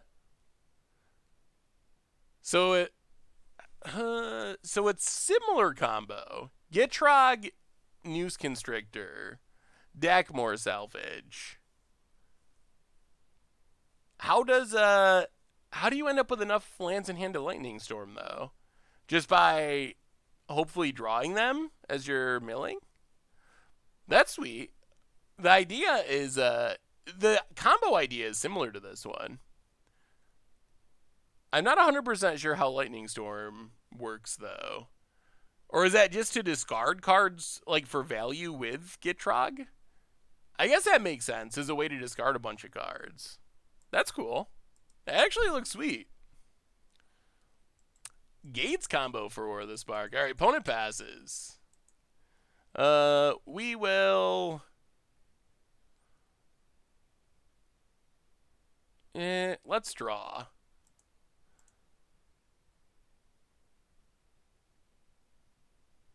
Play Viscera-Seer. Dagmore Salvage. Mill ourselves. Go to combat. Get in for 2. Hit our opponent. And pass the turn.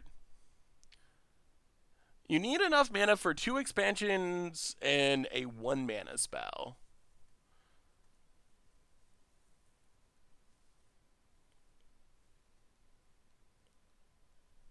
Yeah, I mean, I guess if you ramped into it, I guess it could kill on turn 4. If you had, like, Growth Spiral. That seems like that's, like, turn 2 Growth Spiral, turn 3 Ral, turn 4 double expansion explosion, 1 mana spell. I mean, that's asking for a lot to go right, but it does seem theoretically possible. Gucky99, welcome to the Fishbowl. Thank you for your subscription. Big soup cheer for our new subscriber. It'll be interesting to see the Ral combo, to see if it actually is something that's competitive or semi-competitive. My kind of thinking is that the Ral combo, I mean, maybe you can play Ral in a deck that already plays the cards necessary for the combo. To me, that seems like the most... Ooh, there's our Gnaw to the Bone. That seems like the most likely competitive home, because then there's not nearly as high of a cost. I don't know, I've seen like the double... Oh, I can never remember the name of that spell doubling thing. The 2 mana spell doubling effect that doesn't really see play. It's from like M19 or something.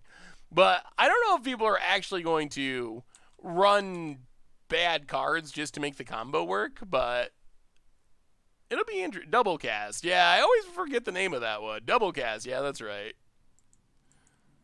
But if you're already playing expansion explosions, you could probably just like slot some Rowls in there and once in a while combo off. That seems to me to be the most likely like competitive home at least. I think that the all-in combo deck probably a really fun against the odds deck in the worst case. We don't have that many creatures. All right, let's just untap. Dryad Militant, eh? Well, play Dryad Militant.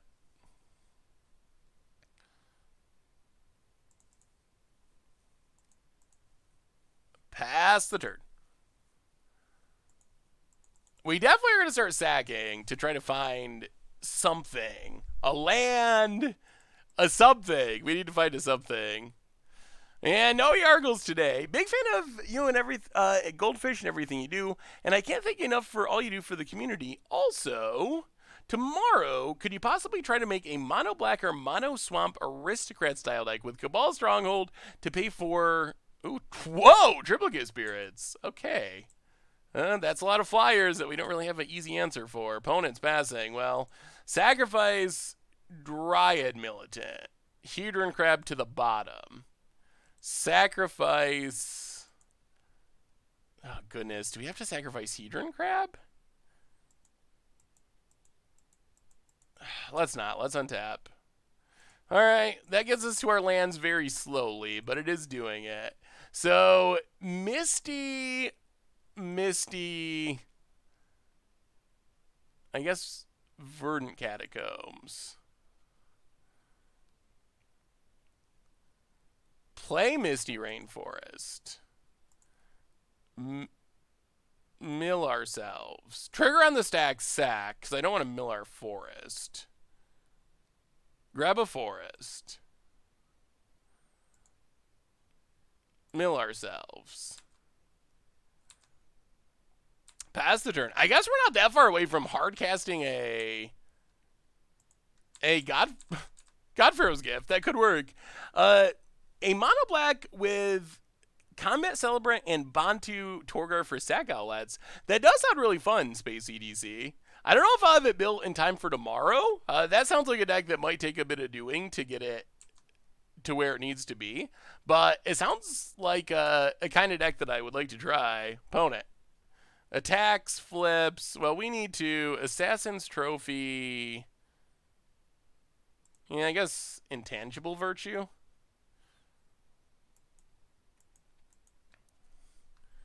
Don't especially want to block and give them a million 1/1s. All right, yeah. Let's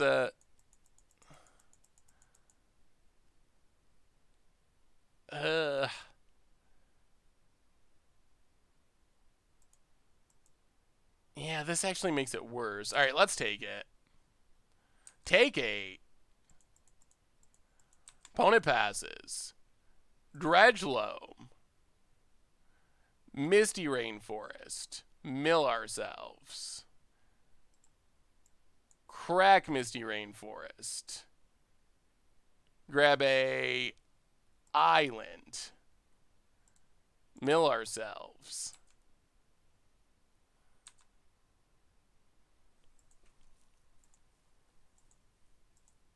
Life from the Loam.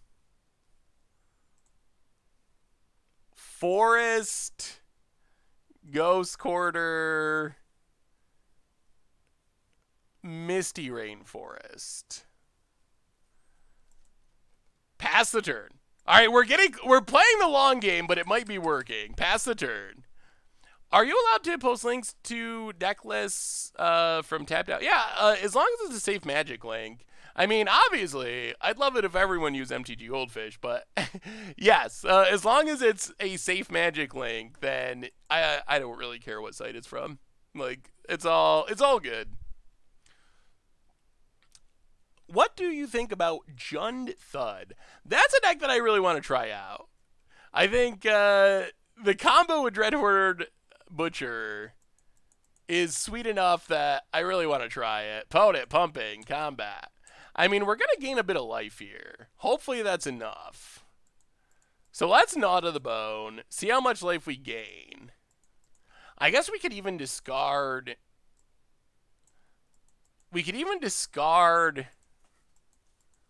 Huh. Gitrog? And then just get it back?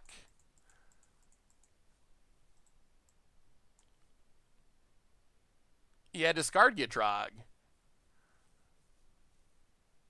Not of the bone. Gain some undetermined but hopefully large amount of life. Alright, up to 39. Take the hit. Down to 27. Opponent. Oh, they keep coming! Okay. No dredge. Play a forest. Mill ourselves. Play God-Pharaoh's Gift.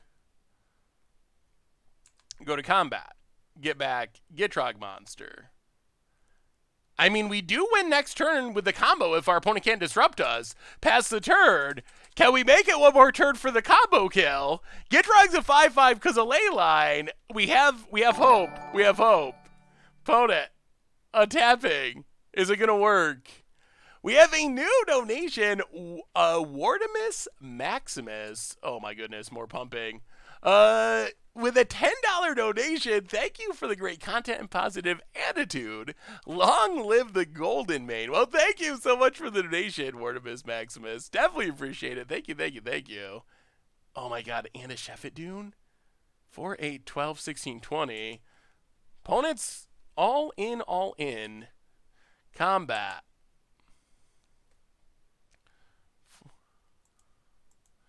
Well, okay. So, I think we live. And then I think we combo kill. I think this is going to work. So we block here. That's 20. We block here. We block here. Block, block, block. Then we discard a news constrictor.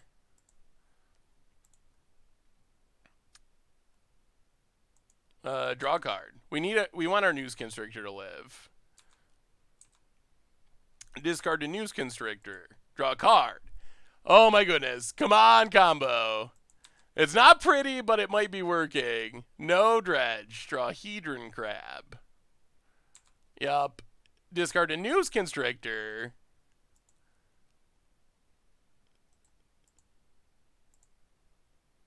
Draw a card. Yep. No dredge. And then I guess we Viserys or sack for scrying. Stitcher supplier. Doesn't really matter. Sure. Sack. Scry. Yes. Sure. Alright. So we drop to 7. Opponent gets 1,000,000 tokens. However, the combo is assembled. So we untap. We sack Dakmor Salvage. We draw a card. No dredge. No dredge. We go to combat. We get back Laboratory Maniac.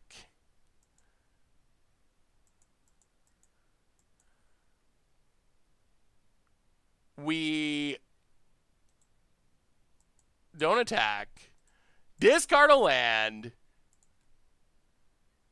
Draw a card. Dredge Dakmor Salvage. Discard Dakmor Salvage. Dredge Dakmor Salvage. Discard Dakmor Salvage. Dredge Dakmor Salvage. 4 cards in our deck. 2 cards in our deck. Discard. Dredge. 0 cards in our deck. Discard, draw, and that is the Lab Maniac combo kill, and it doesn't work often, but when it works, it actually works. It doesn't happen all that consistently, but every once in a while, it actually comes together, and it's pretty sweet. The combo is definitely cool when it works. Well, The 2/3 dream is alive. It is just barely alive, but it is alive. The combo is definitely cool. You could have won this turn by Ghost Quartering deck more. Oh, yeah, maybe we could have. Matt Gonzilla, welcome to the Fishbowl. Thank you for your subscription. Big soup cheer for our new subscriber. All right, here we go. Last game. We actually have lands. This hand doesn't do much, but it does have lands. All right, we'll keep the lands. Nunsimo, welcome to the Fishbowl. Thank you for your subscription. Big soup cheer for our new subscriber. All right. Marsh flats for our opponent and cracks it. Grabs a Godly Shrine tapped. All right, opponent passes. All right, Breeding Pool untapped and Dryad Militant. Pass the turn. What do you think about this deck for War Standard? Let me see, Jetcher. Legion's Landing. Yeah, we're pretty light on time, that's for sure. Wow, we're getting all the lands this game. Play Polluted Delta. Go to combat. Attack. Opponent. Wow, trades it off. Okay, we're fine with that. Pass the turn. Maniac Gates. Yeah, there's Lingering Souls. That's a card we have a hard time dealing with, that's for sure. Orzhov Discard. So many deck lists up. I've tried to sort through them all. All right, Watery Grave tapped. Orzhov Discard. I like that Derevi actually gives a payoff for having the opponent be empty-handed. I think that's kind of been that's traditionally the problem with discard decks in Standard is once your opponent gets out of cards, things go a lot worse. But Derevi, if you can get your opponent empty-handed and just get it to stay on the battlefield, that will win the game eventually. So it looks fun. As far as trying to make discard work in Standard, I think that looks like a sweet attempt at it. I like it. Have I ever watched you like Seinfeld? Hey, thank you for the cheer, Uncaro Farino. Thank you. I like Seinfeld. I don't know if I've ever really watched it straight through or anything. There's a lot of seasons, and I didn't watch it like when I was a kid or anything. So I think I've probably seen a lot of Seinfeld episodes just as like reruns, but yeah, I don't think I've seen every single one. Getaway Laboratory Maniac. It is funny though. Bone it. Takes it. Well, I guess we just... Man, we got to get things in the graveyard. Loamback Polluted Delta. Actually, that's not the greatest of tapping. We're going to have blue. I guess it doesn't matter. Loamback Polluted Delta. Play an island.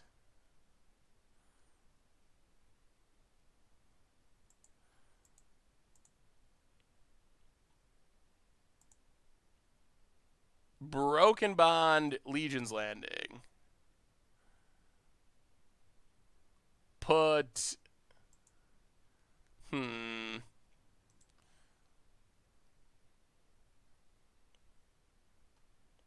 Polluted Delta into play.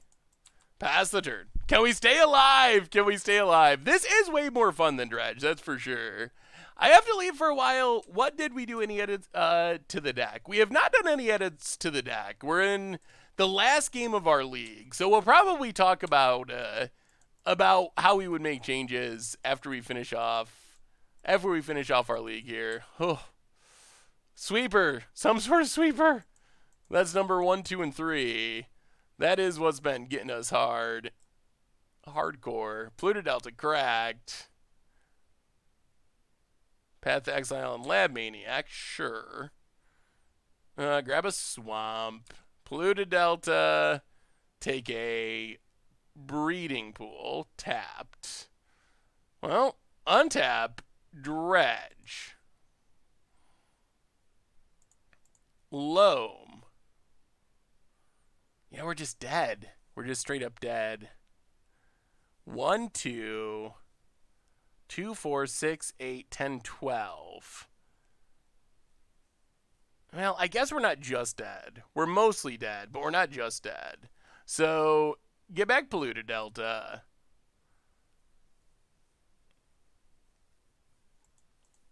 Play Polluted Delta.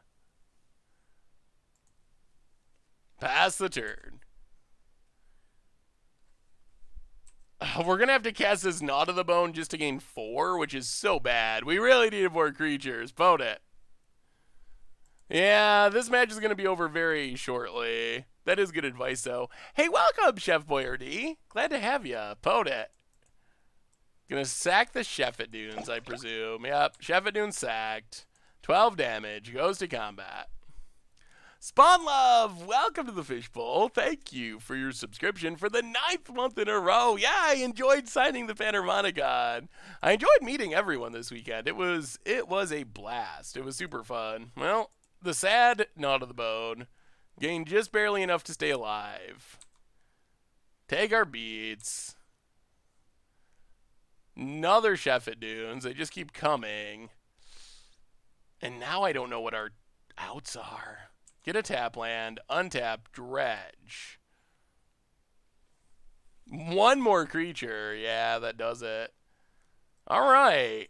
Well, we comboed a couple times. So that is a Sultai Frog Lab. And it's a deck that clearly, as we learned, it's not especially competitive. It's super fun. The combo is really cool and unique. It does pick up on Graveyard Hate. I feel like we ran really poorly. We very consistently had 0 or 1 landers, sometimes mulliganing 0 and 1 landers all the way down to like 3 cards. So I feel like we did run poorly. I also feel like the deck probably could use some tuning. So the big things we picked up on were the deck needs some way to deal with go wide decks. We aren't fast enough to be like, okay, we're a combo deck that's going to race you, so we're just going to play Assassin's Trophy to deal with your hate card.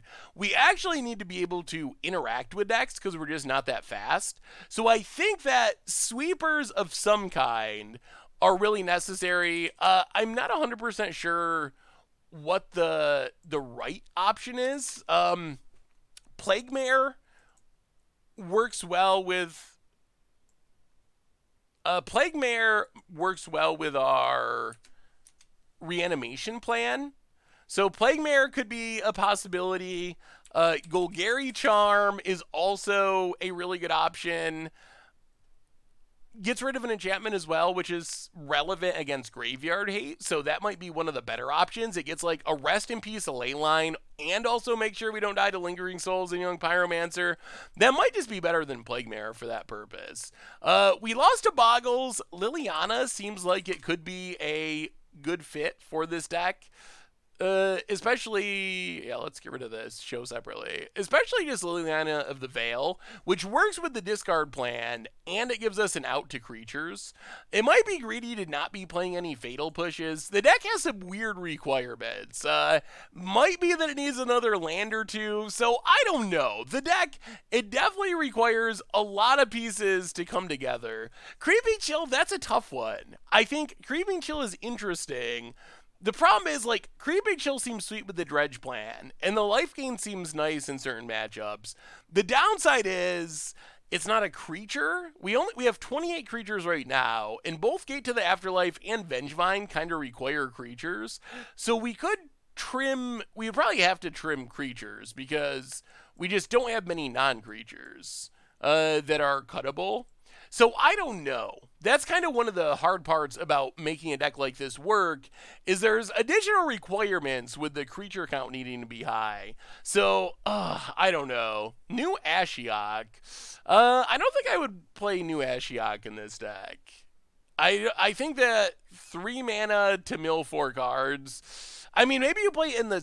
Yeah, I don't know. Maybe you play it in the sideboard as Graveyard Hate. I'm not sure. I think it might just be too slow and not impactful enough, so I don't know. The deck is fun, and it's definitely cool. And again, shout out to the person who beat me with it at the GP this weekend, playing a fun match, which was, let me pull up the name again, because it was definitely super cool to see it in action. Matthew D'Souza. So definitely a sweet, fun idea. Far as competitiveness, probably middle to maybe lower end of the scale, but there could definitely be some things. Dark Blast is another good idea around the edge that could maybe make it work. So anyway, let's see. Let's wrap things up with a game of Momir. So we're on Magic Online. Tomorrow things are gonna shift. We've been playing a lot of Magic Online lately. Starting tomorrow, things are gonna shift more towards new cards, especially Standard, Magic Arena, War of the Spark, all that stuff. So this might be our last chance to play Magic Online Momir for a while. So if you would like to Momir battle, send me a challenge. I will accept it. War of the Spark preview stream is tomorrow, actually. So that'll be our first taste of War of the Spark. And then we will probably be playing it pretty much right along with... I assume. There'll probably be some Modern slipped in, but for the most part, we'll be playing a lot of Standard. Hey, see you, Mindset Throw. We'll be back tomorrow, 6 Eastern, with another one. Thanks for hanging out. Momir is just kind of a fun, random format. It's good for doing viewer battles. Dapper Turtle, I'm looking at your deck. IRL Bant Butts. Ooh. I mean, High Alert is pretty interesting. I wonder if the new Huatli would be worth it. I think I like the ultra budgetness of it. $50 is super cheap. I wonder if it might be worth it to play the new Huatli. I think my concern with the deck would be if you don't draw one of your 4 high alerts, it feels like it probably doesn't do a whole lot. So I think that's where the new Huatli, maybe cutting like Rustwing Falcon, which seems kind of meh. Some of like the lesser cards, Wall of Mist can't actually attack. So maybe cut some of the lesser cards and play Huatli to have redundancy with the high alert effect. But it seems like a fun idea, Dapper Turtle. After the stream, can I send you? Yes, if you want a deck that you want me to check out tomorrow, for the stream, just email it to me so I have a hard copy of it, and I will get a list going. I mean, this isn't even an Arcades deck, though. This isn't really a Defender deck. I guess there's Resolute. Yeah. Senate Courier, Looming Aliosaur, Azurius Knight Arbiter. So I think either play Arcades and play more Defenders, or maybe just drop the Defenders. I don't like the Defenders that can't attack, and just play Huatli. This deck doesn't seem to me like a Defender deck as much, because the 4-ofs are mostly not Defenders, and you got like Brontodon and Knight Arbiter, Looming Altasaur, Senate Courier. So I would probably drop the Defenders, play Huatli, probably play a little bit more removal, drop a Geas of the Heavens for more tower defense, which is pretty busted, and maybe go that direction. Oh boy, maybe we're not gonna get to do Momir today after all, because it looks like no one is challenging. Maybe there's no Momir. Top commons, uncommons for War Limited. Oh, I haven't had time to dig into it too much. I finished spoiler season on Friday, packed and went to the GP all weekend, got home last night, podcast into stream, so I haven't really been able to break down the set from a limited perspective since it was completely put together. All right, we have our challenge, Grossi. So if you're not familiar with Momir, it's really fun. It is fun. It is random. And then remember, if you're looking for Standard, tomorrow the preview stream starts, 6 Eastern. So Momir. Let me pull up the Momir lay here.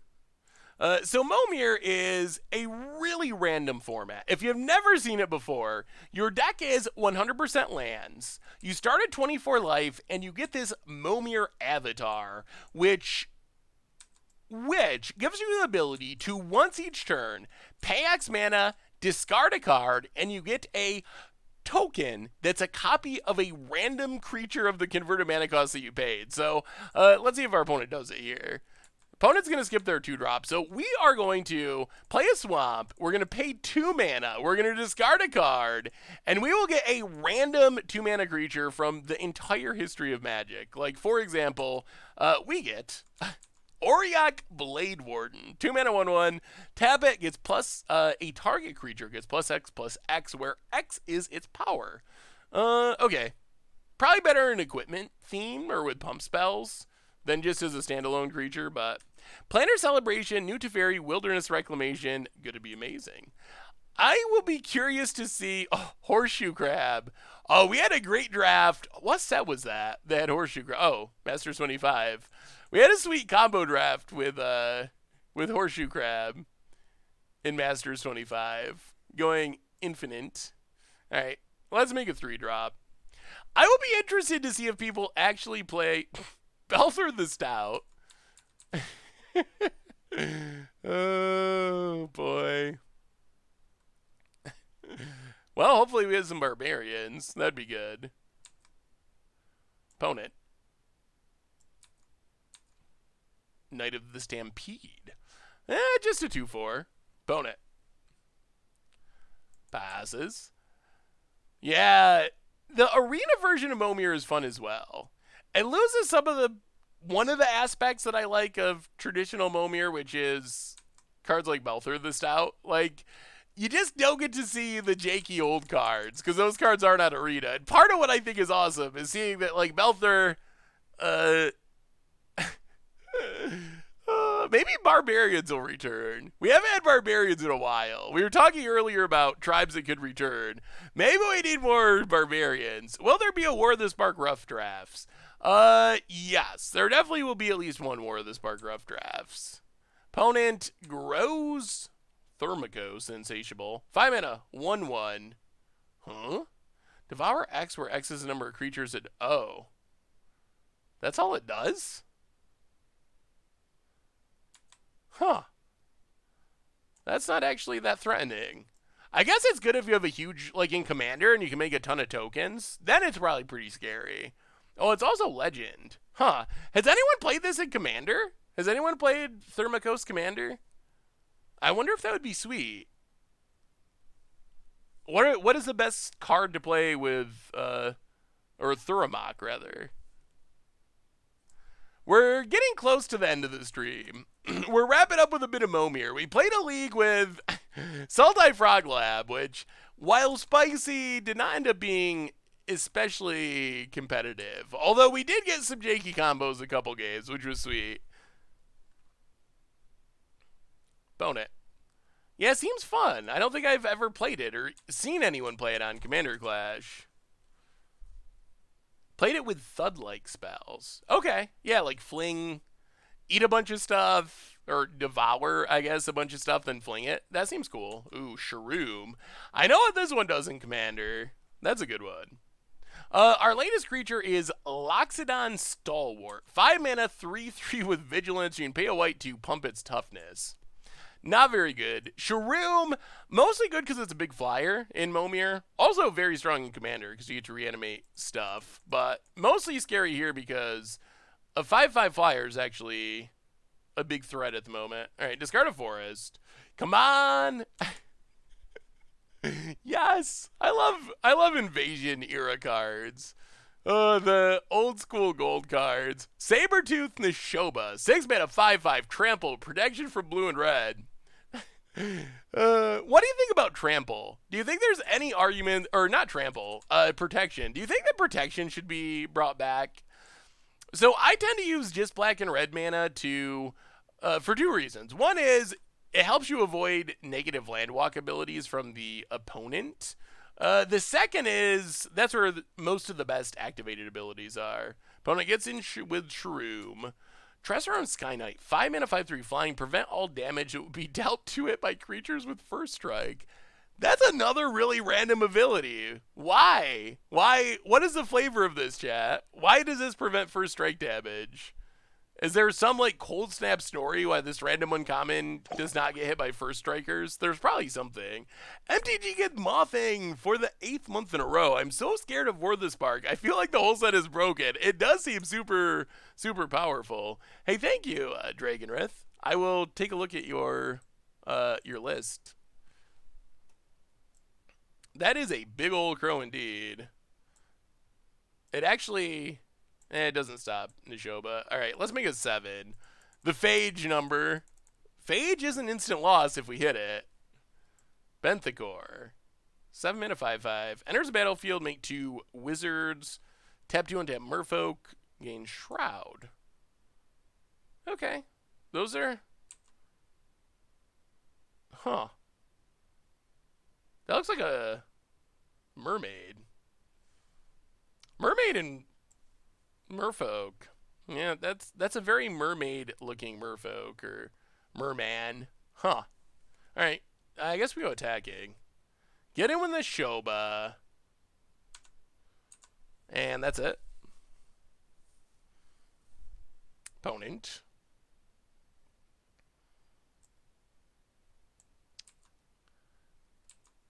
Pass the turn. Well, the mermaid or whatever merman-ness of this token comes out a lot more than other merfolk.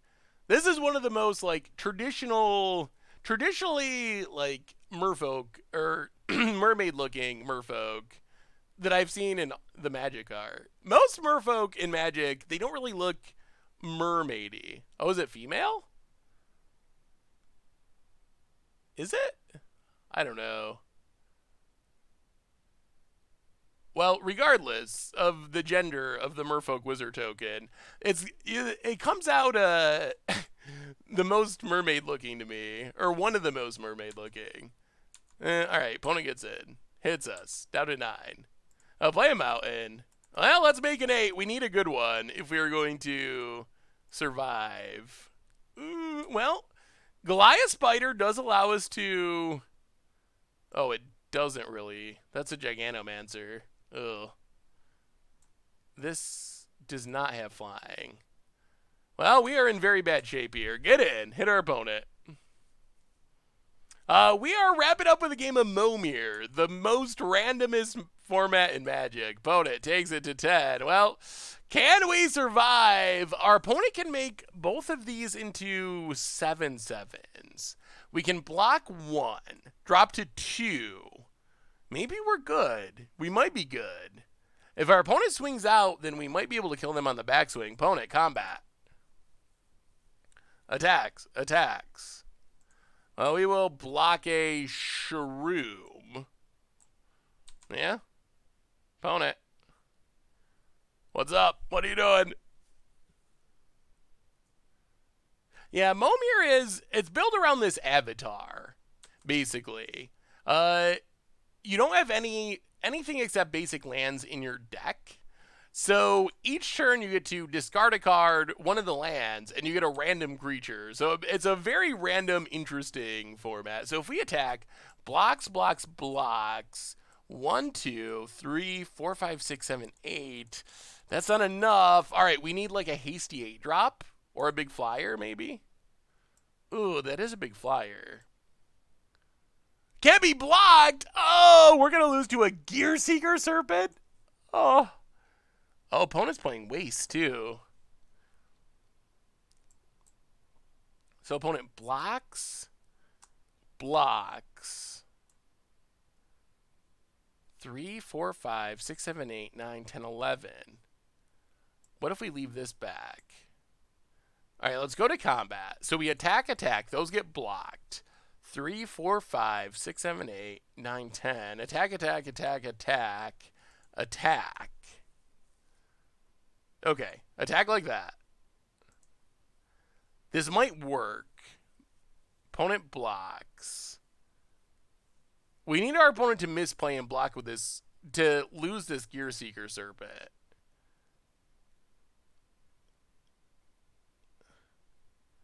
Come on. In front of Sabretooth. In front of... opponent, do it. Oh, blocks there.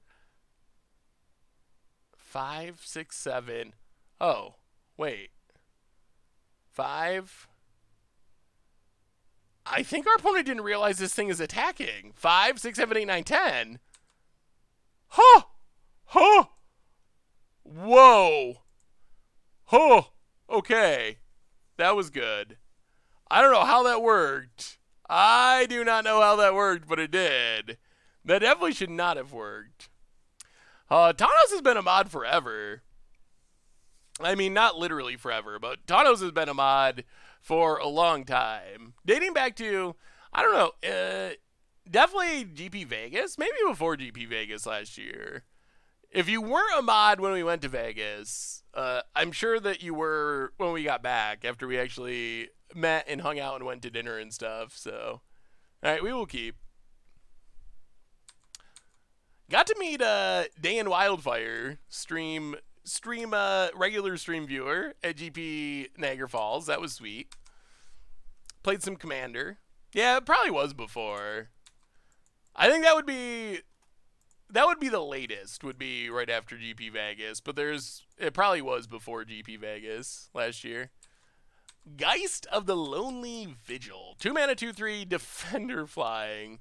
Delirium will never be turned on. Well, I guess it blocks flyers. That is a little something. They didn't have an island, and Serpent requires blue mana to activate. You weren't dead. Ooh, well, we got to win it. All right. Shoreline Rager. 2/2 for 3. Protection from Kavu. Old Magic cards are just so weird and goofy. Why? Why does it have protection from Kavu? Sin Collector. Beginning your upkeep, return a black creature you control to... Alright, so that's going to just kill itself. The Ogre Warrior. Momir's gotten a lot cheaper. It used to be like $10 or $12, and now it's super cheap, I think. Or at least a lot cheaper than it was. Bone it. Oh, did they Naya Blue for Gear Seeker? Yes, you're right. I didn't really look at their mana base. I just assumed that they had it for some reason, which that one's on me. Although it worked out because we won. Broodkeep, man, we're hitting all the cards that have mechanics that don't work well in Momir. Definitely remember building around this in M15 draft. I don't know if it was good, but I definitely remember playing Broodkeeper decks. Opponent. Jasmine Boreal. Just a 4/5, legendary 4/5. Oh, here's another good question for you, chat. So let's say you had to build a commander deck that was... Child of Alara is good. That is very good. I like that. Pass the turn. That is one of our better cards. Let's say you had to build a commander deck that was peasant, basically. So all commons and uncommons. And it had to... Ooh, hopefully they can't gain life. That's a Philidor Sovereign. 40 more life, opponent wins. And the commander also has to be a common or uncommon. What direction would you be heading for that commander deck? What commander would you be thinking about? Edikar Valkyrie. Alright, let's just pass. Eventually we're going to start slamming him with his Child of Alara. Probably next turn. Garna. Ooh, Garna seems sweet.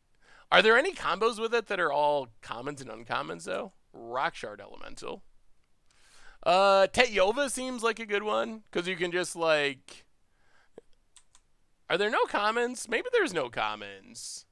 Well, let's say uncommon legend, then.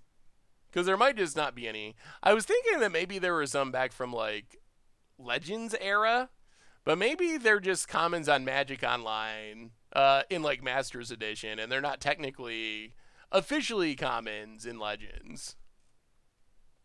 Teteyova seems easy, because on Teteyova, all you got to do is cast a bunch of Cultivates, which are mostly common. Alright, let's start by attacking.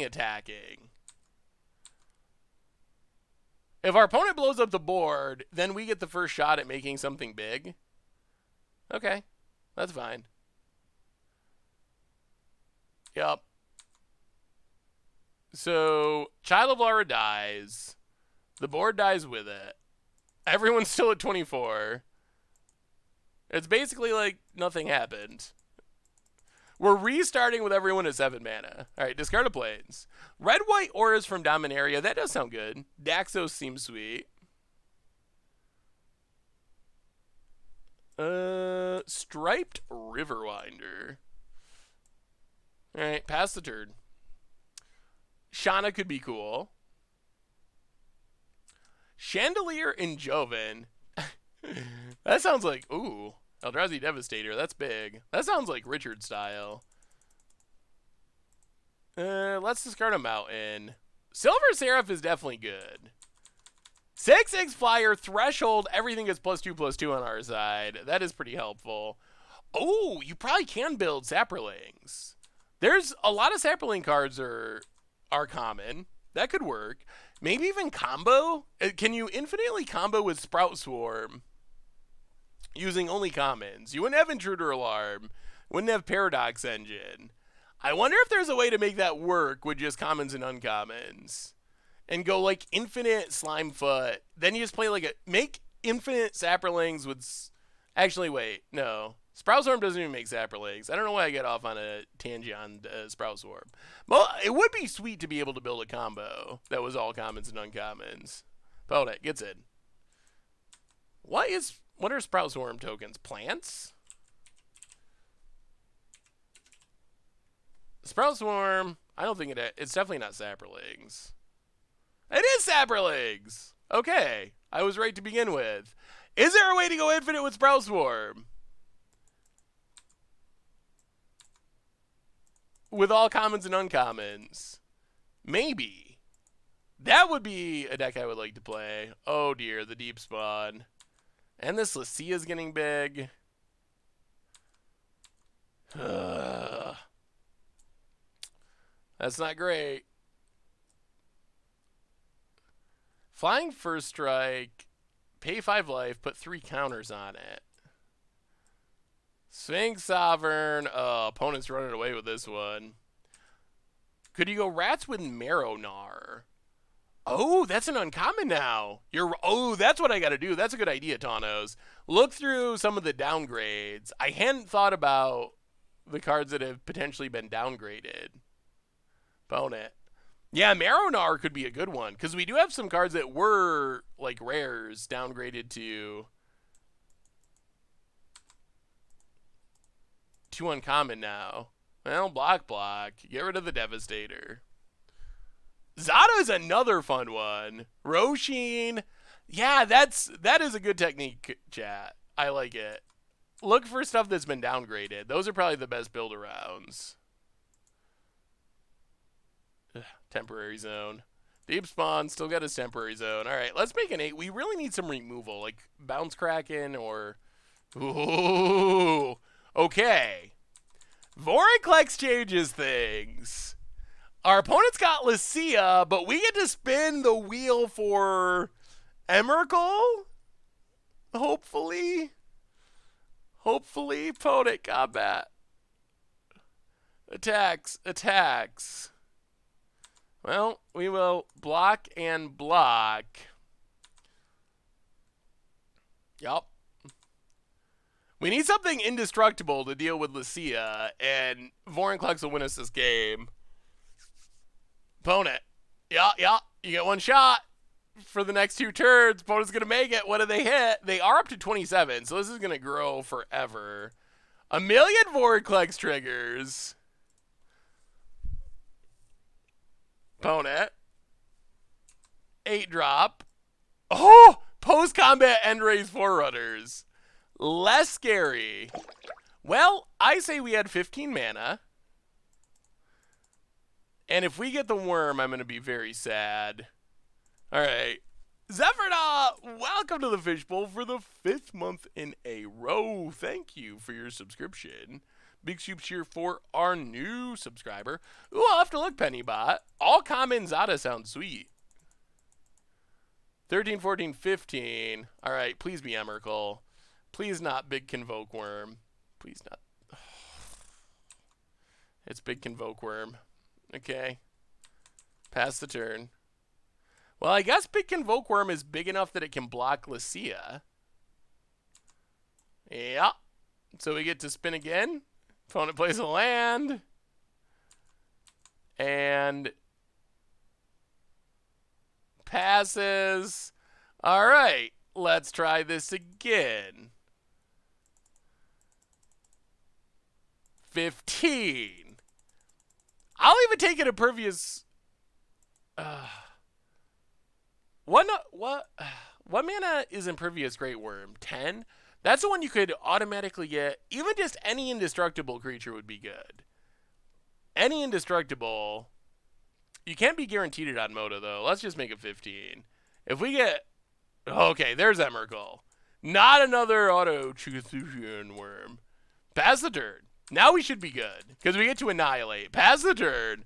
Whoo! It took 2 times. Our first one was a whiff. Now our opponent needs like a Bounce Kraken or something.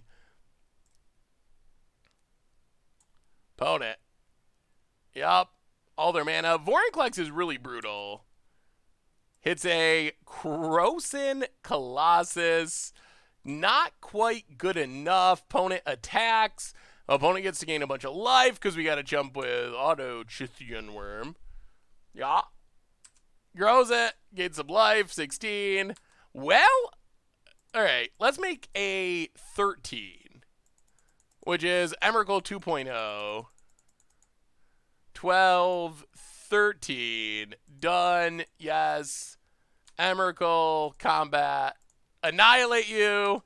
And I think that does it. Emrakul hits are not particularly beatable in Commander. Opponent down to 18. The next annihilation basically puts our opponent to nothing. Yeah, Lycia, I don't think I've ever built a Lycia deck, but it does sound sweet. I kind of want to build one now. Opponent. Yeah, Emrakul 2.0 is the only 13 drop in Magic. Creature, at least.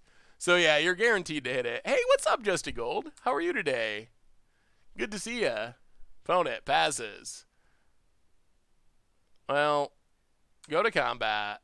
Emrakul. 1, 2, 3, 4. Yeah, attack with both. Annihilate. Yeah, Emrakul's just 2. Emrakul should never have been printed. I think that Emrakul being printed was a bad thing for the game of Magic. I think Magic was better when you sat down to be like, okay, what do I want to cheat in the play with Through the Breach? You actually had like a handful of different options that were worth thinking about. I think that made for a better game of Magic. In our current world, oh, I guess I should have done this pre-combat. In our current world, you don't even get to think about it. You just know it's Emrakul every time. There's our indestructible creature, Stone of Chieftain. Opponent, Kabold! I appreciate our opponent not scooping. No scooping. We're gonna make the 0 drops. We're gonna Kabold into the face of this Emrakul. Well, we're gonna make a 7 drop to be sporting in case it's Phage. Oh God. Oh Lord. Well, that was not Phage, but that could have almost killed us. That was actually not good. Opponent gets in with Cloud. Yes, okay. Block. That was... Ivory Giant was good and limited. Suspended on turn 1. That was a... Okay, opponent gets a Chamber Sentry that dies. Let's try that again without killing ourselves, please. Alright, Barricade Breaker, that's fine. Attack, Annihilate, and good game, Grossy. Sorry about the Emrakul. Thanks for the match. Good game, good game, good game. Oh, Momir. Is there a standard control deck that uses Dawn of Hope as a win con? There's been some fringe ones that pop up, but there isn't like a top tier one. For at some points there were like Wilderness Reclamation decks that would use it. Good game, good game. Thank you, Spawn Love. So we'll have to see what develops with War of the Spark. And speaking of War of the Spark, tomorrow, our next stream, about 25 hours from this minute, we will be kicking off War of the Spark Arena showcase, whatever it is, pre-release stream, playing a bunch of decks. People have sent in a bunch of decks to the email during the stream. If you haven't sent one in and you have a super sweet one, definitely send it to me, because I'm going to just try to run through a whole bunch of different cool decks tomorrow. I got some I've been working on too. So tons of stuff tomorrow. So anyway, are there going to be any decent lands in War of the Spark? There are some good utility lands, but there are no dual lands in War of the Spark. I'm not sure we'll get dual lands. It's possible we get them in the core set. It's also possible we don't get a cycle until rotation this fall. The mana base is pretty even right now with all the check lands and all the shock lands. So we might not get a land cycle until fall. So Saffron Olive at MTGGoldfish.com. I believe there's a command there if you want to copy and paste it. So anyway, everyone, that's been our Monday afternoon stream. It's back. Like I said, tomorrow we will be doing it again, playing some War of the Spark Standard. I'm super hyped. In the meantime, replay YouTube. That's where you can find all the old streams. Normal YouTube, Budget Magic coming out tonight, against odds on Wednesday, featuring some curses. Not going to tell you what tonight's Budget Magic is, but keep an eye out for that. Also, a reminder, over on the merch page, we now have Scoop's Hero of Jank playmats. So if you're looking for a way to support the stream and the channel and the site, that's a great way to do it. Otherwise, mostly, thank you to all of you for donating, for hanging out and having fun.